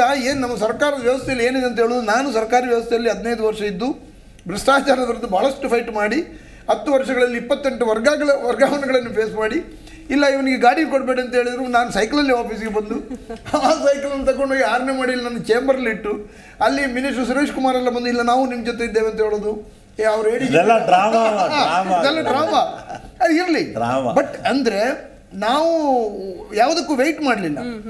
ಇಲ್ಲಿ ನಿಮ್ಮ ಸರ್ಕಾರಿ ವ್ಯವಸ್ಥೆ ಇನ್ನೊಂದು ಕರಾಳ ಮುಖವನ್ನು ನಾನು ಹೇಳಿದರೆ, ಈ ಸರ್ಕಾರಿ ವ್ಯವಸ್ಥೆಯಲ್ಲಿ ಒಬ್ಬರ ಮೇಲೆ ನೀವು ಕಂಪ್ಲೇಂಟ್ ಮಾಡ್ತೀರಿ, ಒಬ್ಬ IAS ಅಧಿಕಾರಿ ಮೇಲೆ ನೀವು ಕಂಪ್ಲೇಂಟ್ ಮಾಡ್ತೀರಿ, ಅಥವಾ ಇನ್ನು ಯಾರೋ ಒಬ್ಬರ ಮೇಲೆ ದೂರನ್ನು ಕೊಟ್ಟರೆ ನಮ್ಮ ವ್ಯವಸ್ಥೆ ಹೆಂಗಿದೆ ವೆಂಕಟೇಶ್ ಅವರೇ, ಈ ದೂರನ್ನು ನೀವೀಗ ಫಾರ್ ಎಕ್ಸಾಂಪಲ್ ಈಗ ನೀವು ರೂಪನ ಮೇಲೆ ಒಂದು ಕಂಪ್ಲೇಂಟ್ ಇದೆ ಅಂತ ಇಟ್ಕೊಳ್ಳಿ, ನಾವು ರೂಪ ಅವರ ಮೇಲೆ ಇರೋ ಕಂಪ್ಲೇಂಟನ್ನು ಹೋಮ್ ಸೆಕ್ರೆಟರಿ ಕೊಟ್ಟರೆ, ಅಥವಾ ಬೇಳೂರು ಇವರೇನು ಮಾಡ್ತಾರೆ, ಈ ಕಂಪ್ಲೇಂಟ್ ಚೀಫ್ ಸೆಕ್ರೆಟರಿ ಕೊಟ್ಟು ಚೀಫ್ ಸೆಕ್ರೆಟರಿಯಿಂದ ಅದು ಕೆಳಗೆ ಬರ್ತದೆ ಸೆಕ್ರೆಟರಿ ಲೆವೆಲ್ಗೆ. ಆಮೇಲೆ ಯಾರ ಮೇಲೆ ನೀವು ಕಂಪ್ಲೇಂಟ್ ಮಾಡಿದ್ರಿ ಅವರಿಗೇನೆ ಕಳಿಸ್ತಾರೆ, ನಿಮ್ಮ ಮೇಲೆ ಒಂದು ಕಂಪ್ಲೇಂಟ್ ಬಂದಿದೆ, ಇದರ ಬಗ್ಗೆ ನೀವೇನು ಹೇಳ್ತೀರಿ ಅಂತ. ಈಗ ಯಾರ ಮೇಲೆ ನೀವು ಕಂಪ್ಲೇಂಟ್ ಕೊಟ್ಟಿರ್ತೀರಿ ಅವರಿಗೆ ಈ ದೂರನ್ನು ಕಳಿಸಿ ಅವರೇನು ಅಂತ ಹೇಳ್ತಾರೆ, ಎನ್ಕ್ವೈರಿ ಕಮಿಟಿ ನೇಮಕ ಏನಿಲ್ಲ, ಮತ್ತೊಂದು ಅದು ಏನು ಇಲ್ಲ, ಏನು ಇಲ್ಲ. ಕಳ್ಳ ನೀನ್ ಕದ್ಯಾ ಅಂತಂದ್ರೆ ಯಾರು ನಾನ್ ಕದ್ದೆ ಅಂತಾರೆ, ಇಲ್ಲ ಅಂತಾನೆ ಹೇಳೋದಲ್ವಾ. ನಾನು ಮಾತಾಡ್ತೀನಿ ಇದೇ ವಿಚಾರ.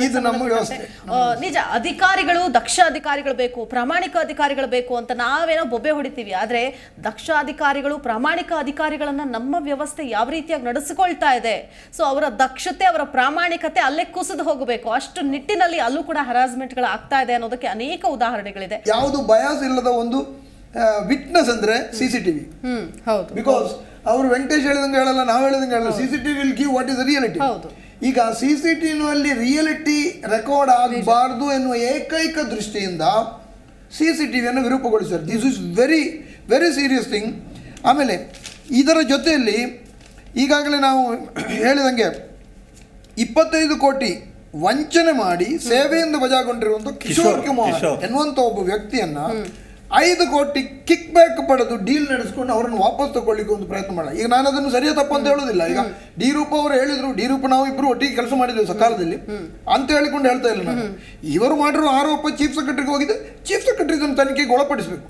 ಚೀಫ್ ಸೆಕ್ರೆಟರಿ ಅಂದ್ರೆ ಹೋಮ್ ಸೆಕ್ರೆಟರಿ ಇರ್ತಾರೆ, ಹೋಮ್ ಸೆಕ್ರೆಟರಿ ಒಂದು ಸಣ್ಣ ಮೆಮೊ ಮಾಡಿಬಿಟ್ಟು home secretary come on go and report it and another 2 days ಕೊಟ್ಟಿದ್ದು ಆತ್ಮಹತ್ಯೆ ಮಾಡುವಂಥ ಎಲ್ಲ ಇದು ಥ್ರೆಟ್ ಇರುವಂಥ ಕೇಸ್. ಆದ್ದರಿಂದ 2 ಈಗ ಸರ್ಕಾರ ನಾನು ಐ ವಿಲ್ ಆಫರ್ ಮೈಸೆಲ್ಫ್. ಒಂದು ನಿಮಿಷ ಈಗ ಮಂಡ್ಯ ಅರ್ಬನ್ ಡೆವಲಪ್ಮೆಂಟ್ ಅಥಾರಿಟಿನಲ್ಲಿ 300 ಕೋಟಿ ಹಗರಣ ಆಗಿರೋ ಬಗ್ಗೆ ನಾನು ಸರ್ಕಾರಕ್ಕೆ ವರದಿ ಕೊಟ್ಟಿದ್ದೇನೆ. ಸರ್ಕಾರಕ್ಕೆ ನಾನು ಹೇಳಿದ್ದೇನೆ CBIಗೆ ಕೊಡಿ ಅಂತ ಹೇಳಿ ನಾನು ರಿಪೋರ್ಟ್ ಮಾಡಿದಾಗ ಸರ್ಕಾರ ಇದನ್ನು CBIಗೆ ವಹಿಸಿಕೊಟ್ಟಿದೆ. BBMPಯಲ್ಲಿ 2000 ಕೋಟಿ ಜಾಹೀರಾತು ಹಗರಣ ಬಂದಾಗ ಅದನ್ನು ಕೂಡ ಸರ್ಕಾರ CIDಗೆ ವಹಿಸಿಕೊಟ್ಟು ಲೋಕಾಯುಕ್ತ ಹೋಯಿತು. ಈಗ ಇದಿಷ್ಟು ದಿವಸದಿಂದ ಇದು ನಡೀತಾ ಇರುವಾಗ ನಿಮಗೆ ಸರ್ಕಾರದಲ್ಲಿ ಇದನ್ನು ಎನ್ಕ್ವೈರಿ ಮಾಡಲಿಕ್ಕೆ ಯಾರೂ ಇಲ್ಲ ಅಂದರೆ, ಈಗಾಗಲೇ ನಾವು ಸರ್ಕಾರದಲ್ಲಿದ್ದಾಗ ಬೇರೆ ಬೇರೆ ಎನ್ಕ್ವೈರಿ ಮಾಡಿ ರಿಪೋರ್ಟ್ ಕೊಟ್ಟಿದ್ದೇವೆ. ಸರಿಯಾಗಿ ರಿಪೋರ್ಟ್ ಕೊಡಲಿಕ್ಕೆ ಯಾರು ಅಧಿಕಾರಿಗಳಿಲ್ಲ ಅಂತ ಹೇಳಿ ಸರ್ಕಾರ ನಮ್ಮನ್ನು ಫ್ರೀಯಾಗಿ ಉಪಯೋಗಿಸ್ಕೊಳ್ಬೋದು. ನಾನು I offer myself as free. ನಮಗೇನು ಗಾಡಿ ಬೇಡ, ಪೆಟ್ರೋಲ್ ಬೇಡ, ಆಮೇಲೆ ನಾವು ಎಕ್ಸ್ಪರ್ಟ್ ಇದ್ದೇವೆ ರಿಪೋರ್ಟ್ ಕೊಡೋದ್ರಲ್ಲಿ. ಈಗಾಗಲೇ ಮಂಡ್ಯದಿರ್ಬೋದು, ಸಕಾಲದಿರ್ಬೋದು, BBMPಗಳು ನಾವು ರಿಪೋರ್ಟ್ ಕೊಟ್ಟಿದ್ದೇವೆ. ಯಾವ ರಿಪೋರ್ಟ್ಗಳಲ್ಲಿ ಒಂದು ಸಣ್ಣ ಕೊಮ್ಮ ಫುಲ್ ಸ್ಟಾಪ್ ತಪ್ಪಾಗಿದೆ ಅಂತ ಹೇಳಿ ಚೀಫ್ ಸೆಕ್ರೆಟರಿ ಆಗಲಿ ಅಥವಾ ಎಲ್ಲಿನೂ ಬಂದಿಲ್ಲ. ಆದ್ದರಿಂದ ಇದರಲ್ಲಿ ಕೂಡ ನಿಮಗೆ ಯಾವುದೇ ಅಧಿಕಾರಿಗಳು ಇದನ್ನು ಮುಂದೆ ಬರ್ತಾ ಇಲ್ಲ ಎನ್ಕ್ವೈರಿ ಮಾಡಲಿಕ್ಕೆ. ಚೀಫ್ ಸೆಕ್ರೆಟರಿಗೂ ಇನ್ನು ಇಲ್ಲಪ್ಪ ನಾನು ಹೆಂಗೆ ಮಾಡೋದು, ಅವರು ಪಾಲಿಟಿಷಿಯನ್ ಇದ್ದಾರೆ ಅಂತ, ಅಥವಾ ಅಂಥದ್ದೇನಾದರೂ ಇದ್ರೆ I offer myself to conduct this enquiry and I will submit the report in 2 days. ಯಾಕಂದ್ರೆ ಇಲ್ಲಿ ಏನೂ ಇಲ್ಲ, ಆ ಒಂದು ಕಚೇರಿಯಲ್ಲಿರೋ ದಾಖಲೆಗಳನ್ನು ಮಾತ್ರ ನಾವು ನೋಡ್ಲಿಕ್ಕೆ ಇರೋದು. 2 ದಿವಸದಲ್ಲಿ I offer myself to conduct the inquiry if no inquiry officer is there. If nobody is coming forward, or if government is not inclined to order for an inquiry, then it is left to the government. Otherwise, if no officer is coming forward, I offer myself free of cost. ಗಾಡಿ ಬೇಡ. Super. ಆತ್ಮಹತ್ಯೆ ಪ್ರಕರಣ 2-3 ಸರಿ ಪ್ರಸ್ತಾಪ ಮಾಡಿದ್ರು ತಾಯಿಯವರು. ನನ್ನ ಒಂದು ಅಲ್ಲಿ ಏನು ಆ ವಿಡಿಯೋದಲ್ಲಿ ನೋಡಿದಾಗ ಖಿನ್ನತೆಗೆ ಒಳಗಾಗಿ ಆತ್ಮಹತ್ಯೆ ಮಾಡ್ಕೊಂಡ್ರೆ ಅಂತ. ಮಾನಸಿಕ ತಜ್ಞರಿಗಿಂತ ನಾನೇನು ದೊಡ್ಡವನಲ್ಲ, ಅವ್ರಿಗೆ ಕೇಳಬೇಕು. ಯಾರಾದರೂ ವ್ಯಕ್ತಿ ಖಿನ್ನತೆಗೆ ಒಳಗಾಗೋದನ್ನು ಹೇಳಿ ಕೇಳಿ ಆತ್ಮಹತ್ಯೆ ಮಾಡ್ಕೊಳ್ಳೋದು. ಆತ್ಮಹತ್ಯೆ ಮಾಡ್ಕೊಳ್ಳೋರು ಹೇಳಿ ಮಾಡ್ತಾರೆ ಅಂದರೆ ಅವ್ರಿಗೆ ರಕ್ಷಣೆ ಕೊಡೋಣ. ನಾವು ಹೇಳಿ ಮಾಡೋರು ಇದಾರಲ್ಲ, ಅದು ಭಾಳ ಕಡಿಮೆ, ಯಾರು ಮಾಡಲ್ಲ. ಆತ್ಮಹತ್ಯೆ ಅನ್ನೋದು ಅದು ತಕ್ಷಣಕ್ಕೆ ಬರ್ತಕ್ಕಂಥ ತಾಟು, ಆ ಕ್ಷಣದಲ್ಲಿ ಅವರು ಆ ನಿರ್ಧಾರ ತಗೊಂಡ್ಬಿಡ್ತಾರೆ, ಆತ್ಮಹತ್ಯೆ ಮಾಡ್ಕೊಂಡು. ನಿಜವಾಗ್ಲೂ ವಿಷಾದನೀಯವಾಗಿರ್ತಕ್ಕಂಥದ್ದು. ಇವರಿನ್ನೂ ಆ ಖಿನ್ನತೆಗೆ ಒಳಗಾಗಿಲ್ಲ ಮತ್ತು ಆ ಆತ್ಮಹತ್ಯೆ ಮಾಡ್ಕೊಳ್ತೀವಿ ಅನ್ನೋ ಮಾನಸಿಕ ಸ್ಥಿತಿನೂ ರಾಘವೇಂದ್ರ ಆಗಲೂಬಾರ್ದು. ಅವರ ಯೋಗಕ್ಷೇಮ ಆರೋಗ್ಯದ ಬಗ್ಗೆ ನಮಗೂ ಕಾಳಜಿ ಇದೆ. ಪ್ರತಿಯೊಬ್ಬ ಜೀವನ ಮಾಡಲಿಕ್ಕೆ ಹಕ್ಕಿದೆ. ಅವರ ಯಾವುದೇ ರೀತಿ ಅವರ ಆತ್ಮಹತ್ಯೆ ಪ್ರಕರಣ ಈ ರಾಜಕಾರಣಿಗಳು ಹೇಳಿದಾಗ ನಮ್ಗೆಲ್ಲೋ ಒಂದ್ ಕಡೆ ಇದು ಒಂಥರ ಥ್ರೆಟ್ ಕೊಡ್ತಾ ಇದ್ದಾರೆ. ಇದರಲ್ಲಿ ಏನು ಹುರುಳಿಲ್ಲ. ಈಗ ಪೊಲೀಸ್ನವ್ರು ಬರೀತಾರಲ್ಲ ಲಾಸ್ಟ್ ಅಲ್ಲಿ, ಯಾವುದೇ ಹುರುಳಿಲ್ಲ ಈ ಪ್ರಕರಣದಲ್ಲಿ ಅಂತ. ಹಾಗಾಗಿ Correct. ಆತ್ಮಹತ್ಯೆ ಬೇಡ, ಅವ್ರು ಆತ್ಮಹತ್ಯೆ ಮಾಡೋದು ಬೇಡ, ತನಿಖೆನೇ ಎದುರಿಸ್ಲಿ. ಹೌದು. ತನಿಖೆನೇ ಎದುರಿಸುವ ಶಕ್ತಿ ಬರಬೇಕು. ಆತ್ಮಹತ್ಯೆ ಮಾಡೋ ಶಕ್ತಿಗಿಂತ ತನಿಖೆನೇ ಎದುರಿಸುವಂತ ಶಕ್ತಿ ಬಹಳ ದೊಡ್ಡದು. ಅದನ್ನ ಅವರು ಮಾಡ್ಬೇಕಾಗುತ್ತೆ.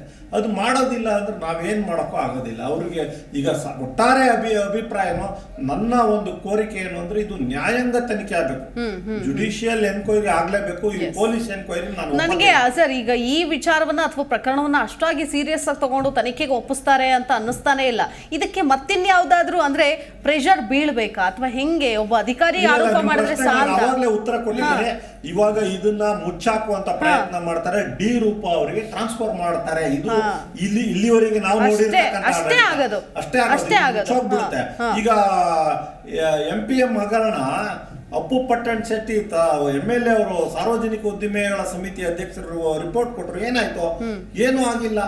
ಯಾವ ರಿಪೋರ್ಟ್ ಏನು ಈ ಕರಪ್ಷನ್ ಬಗ್ಗೆ ಏನು ಆಗಲ್ಲ. ಇದು ಜನರು ಬೇಗ ಮರ್ತೋಗ್ತಾರೆ. ಎಷ್ಟೋ ಪ್ರಕರಣಗಳನ್ನು ಮರ್ತಿದ್ದಾರೆ. ಒಂದು ಪ್ರಕರಣ ಈಗ ಅದು ಕ್ರಿಪ್ಟೋ ಕರೆನ್ಸಿ ಅಂತ ಏನೋ ಬಂತಲ್ಲ, ಅದ್ರಲ್ಲಿ ಮುಖ್ಯಮಂತ್ರಿಗಳ ಹೆಸರು ಕೇಳಿ ಬರ್ತಾ ಇತ್ತು, ಬೇರೆ ಬೇರೆ ರಾಜಕಾರಣಿಗಳ ಹೆಸರು. ಈಗ ಯಾರಿಗಾರು ಜ್ಞಾಪಕ ಇದೆಯಾ? ಯಾರೋ ಒಬ್ಬ ಹುಡುಗ ಇದ್ದಲ್ಲ, ಅವನ ಹೆಸರೇನು ಅನ್ನೋದೇ ನಂಗೆ ಈಗ ಜ್ಞಾಪಕ ಇಲ್ಲ. ಶ್ರೀಕಿ ಯಾರಿಗಾರು ಜ್ಞಾಪಕ ಇದೆ? ಯಾರು ಮಾತಾಡ್ತಾರ? ಯಾರು ಮಾತಾಡ್ತಾ ಇಲ್ಲ. ಆಮೇಲೆ ಇನ್ನೊಂದು ಹಗರಣ ತರ್ತಾರೆ. ಇನ್ನೊಂದು ಹಗರಣ ಪಠ್ಯ ಪುಸ್ತಕ ಹಗರಣ ತಂದಿದ್ದಾರೆ. ಅದೀಗ ಓಡ್ತಾ ಇದೆ.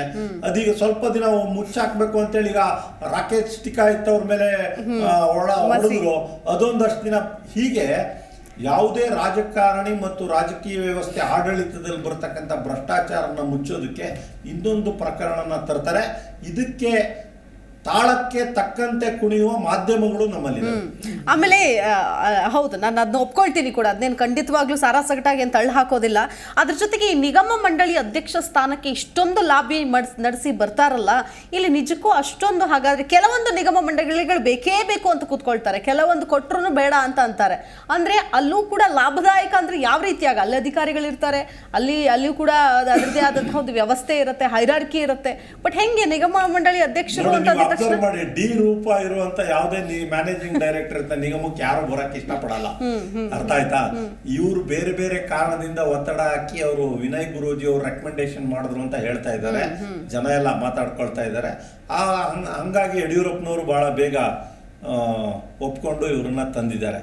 ಇವರೇನು ಬಿಜೆಪಿಯ ತಳಮಟ್ಟದ ಕಾರ್ಯಕರ್ತರು ಅಂತ ಹೇಳಿ ನಾನೇನು ಎಲ್ಲೂ ಕೇಳಲಿಲ್ಲ, ಮಾಡಲಿಲ್ಲ.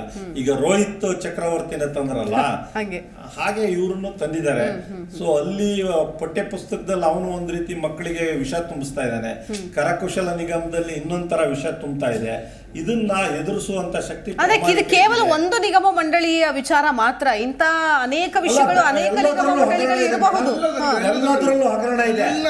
ಆದ್ರೆ ಅಧಿಕಾರಿಗಳು ಕೂಡ ಕೆಲವರು ಶಾಮೀಲಾಗಿ ಅವ್ರು ತಕ್ಕಂತೆ ಕುಣಿದು ಅವರು ಒಂದಷ್ಟು ಮಾಡ್ಕೊಂಡು ಹೊರಟೋಗ್ತಾರೆ. ಆದ್ರೆ ಪ್ರಾಮಾಣಿಕ ಅಧಿಕಾರಿಗಳು ಕ್ವಶನ್ ಮಾಡ್ಲಿಕ್ಕೆ, ರೂಪ ಅಂತ ಕ್ವಶನ್ ಮಾಡ್ಲಿಕ್ಕೆ ಶುರು ಮಾಡ್ತಾರೆ. ಅದು ಬೆಳಕಿಗೆ ಬರುತ್ತೆ. ಬೇರೆ ಹಗರಣಗಳು ಮಾಡೋದೇ ಇಲ್ಲ. ಕೆಲವು IAS ಆಫೀಸರ್ಗಳು ಇದ್ದಾರೆ, ಎಸ್ ಬಾಸ್ ಅನ್ನೋರು ಇದ್ದಾರೆ. IAS ಕೆಲವಲ್ಲ, ಹೆಚ್ಚಿನ ಎಲ್ಲಾ ಅಧಿಕಾರಿಗಳು ಎಸ್ಬೋಸ್ ಮಾಡ್ಕೊಂಡೇ ಹೋಗೋದು. ಹಾಗಾಗಿ ಅದೇ ಎಸ್ಬೋಸ್ ಮಾಡ್ಲಿಲ್ಲ ಅಂದ್ರೆ ನೀವ್ ಹೇಳಿದ್ರಲ್ಲ, ಆ ತರದೆಲ್ಲ ಪ್ರಯೋಗಗಳಾಗುತ್ತೆ. ಸರ್ಕಾರದಲ್ಲಿ ಹಿರಿಯ ಅಧಿಕಾರಿ ಸ್ಥಾನಕ್ಕೆ ಹೋಗ್ಬೇಕು ಅಂತ ಹೇಳಿದ್ರೆ ಅಲ್ಲಿ ಇವರು ಎಲ್ಲ ರಾಜಕಾರಣಿಗಳಿಗೆ ಮಸ್ಕ ಹೊಡ್ಕೊಂಡು ಅವರಿಗೆ ಪ್ಲೀಸ್ ಮಾಡಬೇಕು. ಅವರಿಗೆ ಪ್ಲೀಸ್ ಮಾಡಿಕೊಂಡು ಅವರ ಗುಡ್ ಬುಕ್ಸ್ ಅಲ್ಲಿ ಇದ್ರೆ ಮಾತ್ರ ಇವರಿಗೆ ಒಳ್ಳೊಳ್ಳೆ ಇಲಾಖೆಗಳಿಗೆ ಇನ್ಚಾರ್ಜ್ ಆಗಿ ಕೊಡೋದು. ಇಲ್ಲದಿದ್ರೆ ಇವರನ್ನ ನೋಡಿ, ಅಲ್ಲಿ ಒಂದು ಜನಸ್ಪಂದನ ಕೋಶ ಅಂತ ಹೇಳಿ ಅಲ್ಲಿ ಯಾರು ಕೂತ್ಕೊಂಡಿರ್ತಾರೆ ಗೊತ್ತಾ ನಿಮಗೆ? ಜನಸ್ಪಂದನ ಕೋಶದಲ್ಲಿ ಅಪರ ಮುಖ್ಯ ಕಾರ್ಯದರ್ಶಿಯನ್ನ ಒಂದು ಜನಸ್ಪಂದನ, ಅಲ್ಲಿ ಏನೂ ಇಲ್ಲ, ನೊಣ ಹೊಡಿಸೋ ಕೆಲಸ. ಅಪರ ಮುಖ್ಯ ಕಾರ್ಯದರ್ಶಿಗೆ ಲಕ್ಷಾಂತರ ರೂಪಾಯಿ ಸಂಬಳ ಕೊಟ್ಟು ಒಂದು ಜನಸ್ಪಂದನ ಕೋಶ ಮುಖ್ಯಮಂತ್ರಿ ಕಚೇರಿಯಲ್ಲಿದೆ. ಅಲ್ಲಿ ಆಕ್ಚುಲಿ ಒಬ್ಬ ಹೆಡ್ ಕ್ಲರ್ಕ್ ಇದ್ರೆ ಸಾಕು. ಈ ಸಾರ್ವಜನಿಕರಿಂದ ಬರೋ ಕಂಪ್ಲೇಂಟ್ಗಳನ್ನು ಕಂಪ್ಯೂಟರ್ ಎಂಟರ್ ಮಾಡ್ತಾನೆ, ಅವನು ಅದನ್ನು ಜಿಲ್ಲಾಧಿಕಾರಿಗಳಿಗೆ ಅಲ್ಲಿ ಕಳಿಸ್ತಾರೆ. ಅದಕ್ಕೊಬ್ರು ಅಪರ ಮುಖ್ಯ ಕಾರ್ಯದರ್ಶಿ ಬೇಕಾ? ಈಗ ಆ ಅಪರ ಮುಖ್ಯ ಕಾರ್ಯದರ್ಶಿ ಕೂತ್ಕೊಂಡು ಅವ್ರನ್ನ ಎನ್ಕ್ವೈರಿಗೆ ಹಾಕಿ, ಏನು ಕೆಲಸ ಇಲ್ಲ, ಅವ್ರನ್ನಾದ್ರೂ ಎನ್ಕ್ವೈರಿಗೆ ಹಾಕಿ, ಇಲ್ಲ ನಮ್ಮನ್ನಾದ್ರೂ ಹಾಕಿ, ಯಾರನ್ನಾದ್ರೂ ಹಾಕಿ, ಬಟ್ ಎನ್ಕ್ವೈರಿ ಆಗ್ಲೇಬೇಕು. ಹೌದು, ಅಲ್ಲ ಎಟ್ ದ ಸೇಮ್ ಟೈಮ್ ಎರಡೂ ಕಡೆ ಎನ್ಕ್ವೈರಿ ಆಗ್ಲಿ. ಇಲ್ಲೇನು ನಾವೇನ್ ಬರೀ ರಾಘವೇಂದ್ರ ಅವ್ರ ಮೇಲೆ ಎನ್ಕ್ವೈರಿ ಮಾಡಿ ಅಥವಾ ಬರೀ ರೂಪ ಅವ್ರ ಮೇಲೆ ಎನ್ಕ್ವೈರಿ ಮಾಡಿ, ಎನ್ಕ್ವೈರಿ ಎರಡೂ ಕಡೆಯಿಂದಲೂ ಕೂಡ ಆರೋಪ ಪ್ರತ್ಯಾರೋಪ ಬಂದಾಗ ಎನ್ಕ್ವೈರಿ ಕಾರ್ಯದರ್ಶಿಗೆ ರೂಪಾ ಮೇಡಮ್ ಅವರು ಲೆಟರ್ ಬರೆದಿದ್ದಾರೆ, ಆಪಾದನೆಗಳು ಕೊಟ್ಟಿದ್ದಾರೆ. ರಾಘವೇಂದ್ರ ಶೆಟ್ಟಿಯನ್ನು ದೂರು ಕೊಟ್ಟಿದ್ದಾರೆ. ಇವೆರಡೂ ಎನ್ಕ್ವೈರಿನಲ್ಲಿ ಬರುತ್ತೆ. ಅದಕ್ಕೆ ಇದು ನ್ಯಾಯಾಂಗ ತನಿಖೆನೇ ಆಗಬೇಕು. ಯಾವುದೇ ಅಪರ ಮುಖ್ಯ ಕಾರ್ಯದರ್ಶಿ ಮೇಲೆ ಈಗಿನ ಸರ್ಕಾರದ ಯಾವುದೇ IAS ಅಧಿಕಾರಿಗಳು ಇದು ತನಿಖೆ ಮಾಡ್ತಾರೆ ಅಂದ್ರೆ ನಾನು ಇದನ್ನು ಖಂಡಿತವಾಗಿ ಒಪ್ಪಲ್ಲ. ಯಾಕಂದರೆ ಹಲವಾರು ತನಿಖೆಗಳು, ಈಗ ಉದಾಹರಣೆಗೆ ಮೊನ್ನೆ ಒಂದು ಇನ್ಸಿಡೆಂಟ್ ಆಯಿತು, IPS ಆಫೀಸರ್ ರವಿ ಡಿ ಚೆನ್ನಣ್ಣವರು ಲಂಚ ತಗೊಂಡ್ರು ಅಂತೇಳಿ, ಅದನ್ನ ಯಾರು ತನಿಖೆ ಮಾಡಿದ್ದು? ಅವ್ರ ಸಹೋದ್ಯೋಗಿಗಳೇ ತನಿಖೆ ಮಾಡಿ ಅವರೇ ಕ್ಲೀನ್ ಚಿಟ್ ಕೊಟ್ಟಿದ್ದು. ಇದು ಕೂಡ ಹಾಗೆ ಆಗುತ್ತೆ. ಅದರಿಂದ ನ್ಯಾಯಾಧೀಶರಿಂದ ನ್ಯಾಯಾಂಗ ತನಿಖೆ ಆದ್ರೆ ಮಾತ್ರ ಸತ್ಯಾಸತ್ಯತೆ ಇದು ಹೊರಗಡೆ ಬರುತ್ತೆ. ಇದು ಸಾರ್ವಜನಿಕರ ಅಭಿಪ್ರಾಯ, ವೆಂಕಟೇಶ್ ಅಭಿಪ್ರಾಯ ಅಲ್ಲ, ನಿಜ ಅದ ಮಾಡ್ಬೇಕಾಗಿರೋದು ಪ್ರಾಸೆಸ್ ಅದೇ. ಬಟ್ ಇವ್ರು ಮಾಡ್ತಾ ಇಲ್ಲ ಅಷ್ಟೇ. ಎಸ್, ನೋಡಕ್ ಅದು ಏನಾಗುತ್ತೆ ಅಂತ ಫೈನಲ್ ಆಗಿ ಏನ್ ಹೇಳ್ತೀವಿ? ಈಗ ನನ್ನ ಪ್ರಕಾರ ಏನು ನ್ಯಾಯಾಂಗ ತನಿಖೆ ಅವಶ್ಯಕತೆ ಇಲ್ಲ, because it is based on evidence. ಈಗ 5 ಲಕ್ಷ ಬಿಲ್, 10 ಲಕ್ಷ ಅಲ್ಲ, ಈಗ ಹೋಗಿ ಆ CCTV ಹೋಗಿ ಚೆಕ್ ಮಾಡೋದು ಕೂಡ ಹಾಳು ಮಾಡಿದಾರಲ್ಲ, ಅದು ಒಂದು ಹೇಳ್ಬೋದು. ಅದೇ ಹಾಳಾಗಿದೆ, ನಾವ್ ಯಾಕೆ ಹಾಳು ಮಾಡೋಣ? ಇದು ತುಂಬಾ ದಿನದಿಂದ ದುರಸ್ತಿಯಲ್ಲಿ ಇತ್ತು. ಹೌದು, ಇಲ್ಲಿ ಕಾಣಿಸಿರುವ ಎಲ್ಲ ಅಂಶಗಳು ಸ್ಟ್ರಿಕ್ಟ್ ಆಗಿ ಪ್ರೂಫ್ ಇರುವಂತ ಐಟಮ್ಸ್ಗಳು. ಈಗ 10,84,000 ಆಕ್ಸಿಡೆಂಟ್ ಬಿಲ್ ಮಾಡಿದೆ ಅಂತ ಹೇಳಿದ್ರೆ ಆ ಬಿಲ್ ಇರ್ಲೇಬೇಕಲ್ಲ. ಹೌದು, ಈಗ ಬಿಲ್ ಇದ್ದಲ್ಲಿ ಮತ್ತೆ ಅದಕ್ಕೆ ನ್ಯಾಯಾಂಗ ಏನ್ ಬೇಡ, ದುಡ್ಡೇನ್ ಕೊಡಕ್ ಆಗಲ್ಲ. ನ್ಯಾಯಾಂಗ ತನಿಖೆ ಎಲ್ಲದಕ್ಕೆ ಕೇಳಲಿಕ್ಕೆ ಆಗಲ್ಲ. ನ್ಯಾಯಾಂಗದಕ್ಕೆ ನ್ಯಾಯಾಧೀಶರು ಇಲ್ಲ. ನೀವು ಇಂಥ ಸಣ್ಣ ಪುಟ್ಟ ವಿಷಯಗಳಿಗೆ ಅಲ್ಲಿ ಒಂದು ಈ ದಾಖಲೆಗಳಿರುವಲ್ಲಿ ದಾಖಲೆಗಳನ್ನ ಅವನು ನಾಶ ಮಾಡಲಿಕ್ಕೆ ದೊಡ್ಡ ದೊಡ್ಡ ವಿಷಯಕ್ಕೆ ನ್ಯಾಯಾಂಗ ತನಿಖೆ ಮಾಡೋದಕ್ಕೆ ಒಪ್ತಾ ಇಲ್ಲ. ಇನ್ನು ಈ ವಿಷಯಗಳಿಗೆಲ್ಲ ಮಾಡ್ತಾರೆ. ಆಮೇಲೆ ಇದು ನ್ಯಾಯಾಂಗ ತನಿಖೆ, ಇದೆಲ್ಲ ಒಬ್ರು ಹೆಡ್ ಕ್ಲರ್ಕ್ ತನಿಖೆ ಮಾಡಬಹುದು. ಇದಕ್ಕೇನು ನೀವು ಹೇಳಿದಂಗೆ ಏನು ಚೀಫ್ ಸೆಕ್ರೆಟರಿ ನ್ಯಾಯಾಂಗ ಅಂದ್ರೆ ಪಾರದರ್ಶಕವಾದಂತಹ ರಿಪೋರ್ಟ್ ಬೇಕಲ್ಲ ಅಂತ ಹೇಳ್ತಿರೋದು. ನೋಡಿ, ಈಗ ಅವ್ರು ಹೇಳ್ತಾರೆ ನಿಮಗೆ ಇಲ್ಲಿಂದ 5 ಲಕ್ಷ ರೂಪಾಯಿನೂ ತಗೊಂಡು ಹೋಗಿದ್ದಾರೆ, ಈ ರೀತಿ ಊಟಕ್ಕೆ ಬಿಲ್ ಮಾಡಿದ್ರೆ ಆ ಬಿಲ್ ನಿಮ್ಮ ಫೈಲಲ್ಲಿ ಇದೆ, ತಗೊಳ್ಳಿ ಬಿಲ್, ಕಾಪಿ ಇಟ್ಕೊಳ್ಳಿ. ಅಂದ್ರೆ ಇವರಿಗೆ ರಿಪೋರ್ಟ್ ಮಾಡುವವರಿಗೆ ರಿಪೋರ್ಟ್ ಹೇಗೆ ಮಾಡಬೇಕು ಅಂತ ಗೊತ್ತಿಲ್ಲ. ಆಮೇಲೆ ಇವರು ತನಿಖೆ ಮಾಡಿಸುವವರಿಗೆ ಅವರೊಂದು ಟರ್ಮ್ಸ್ ರೆಫರೆನ್ಸ್ ಕೊಡಬೇಕು. ನೀವು ತನಿಖೆ ಮಾಡುವಾಗ ಹೇಗೆ ತನಿಖೆ ಮಾಡಬೇಕು ಅದು ಇಲ್ವೇ ಇಲ್ಲ ಸರ್ಕಾರದಲ್ಲಿ.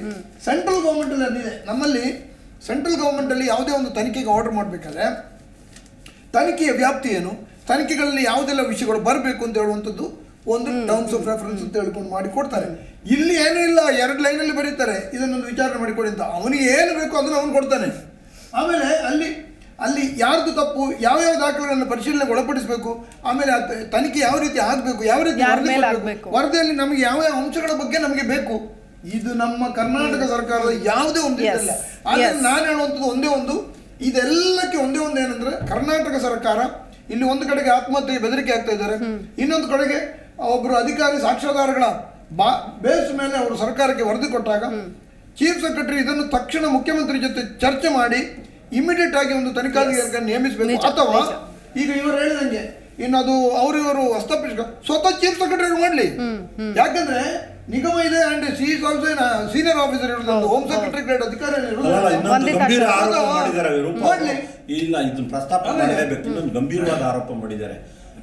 ನಿಗಮದಲ್ಲಿರ್ತಕ್ಕಂಥ ಮಹಿಳಾ ಸಿಬ್ಬಂದಿಯವರಿಗೆ ಅವ್ರನ್ನ ನನ್ನ ಕಚೇರಿ ಮುಂದೆ ಯಾರು ಹೋಗಬೇಡಿ, ನನ್ನನ್ನು ಭೇಟಿಯಾಗಿ ಹೋಗ್ಬೇಕು ಕೊನೆಯಲ್ಲಿ ಅಂತ ಆ ರಾಘವೇಂದ್ರ ಶೆಟ್ಟಿಯವರ ಕಚೇರಿಯ ಮುಂಭಾಗ ನಿಂತ್ಕೊಂಡು ಕಾಯ್ತಾ ಇದ್ರಂತೆ ಮಹಿಳಾ ಸಿಬ್ಬಂದಿ.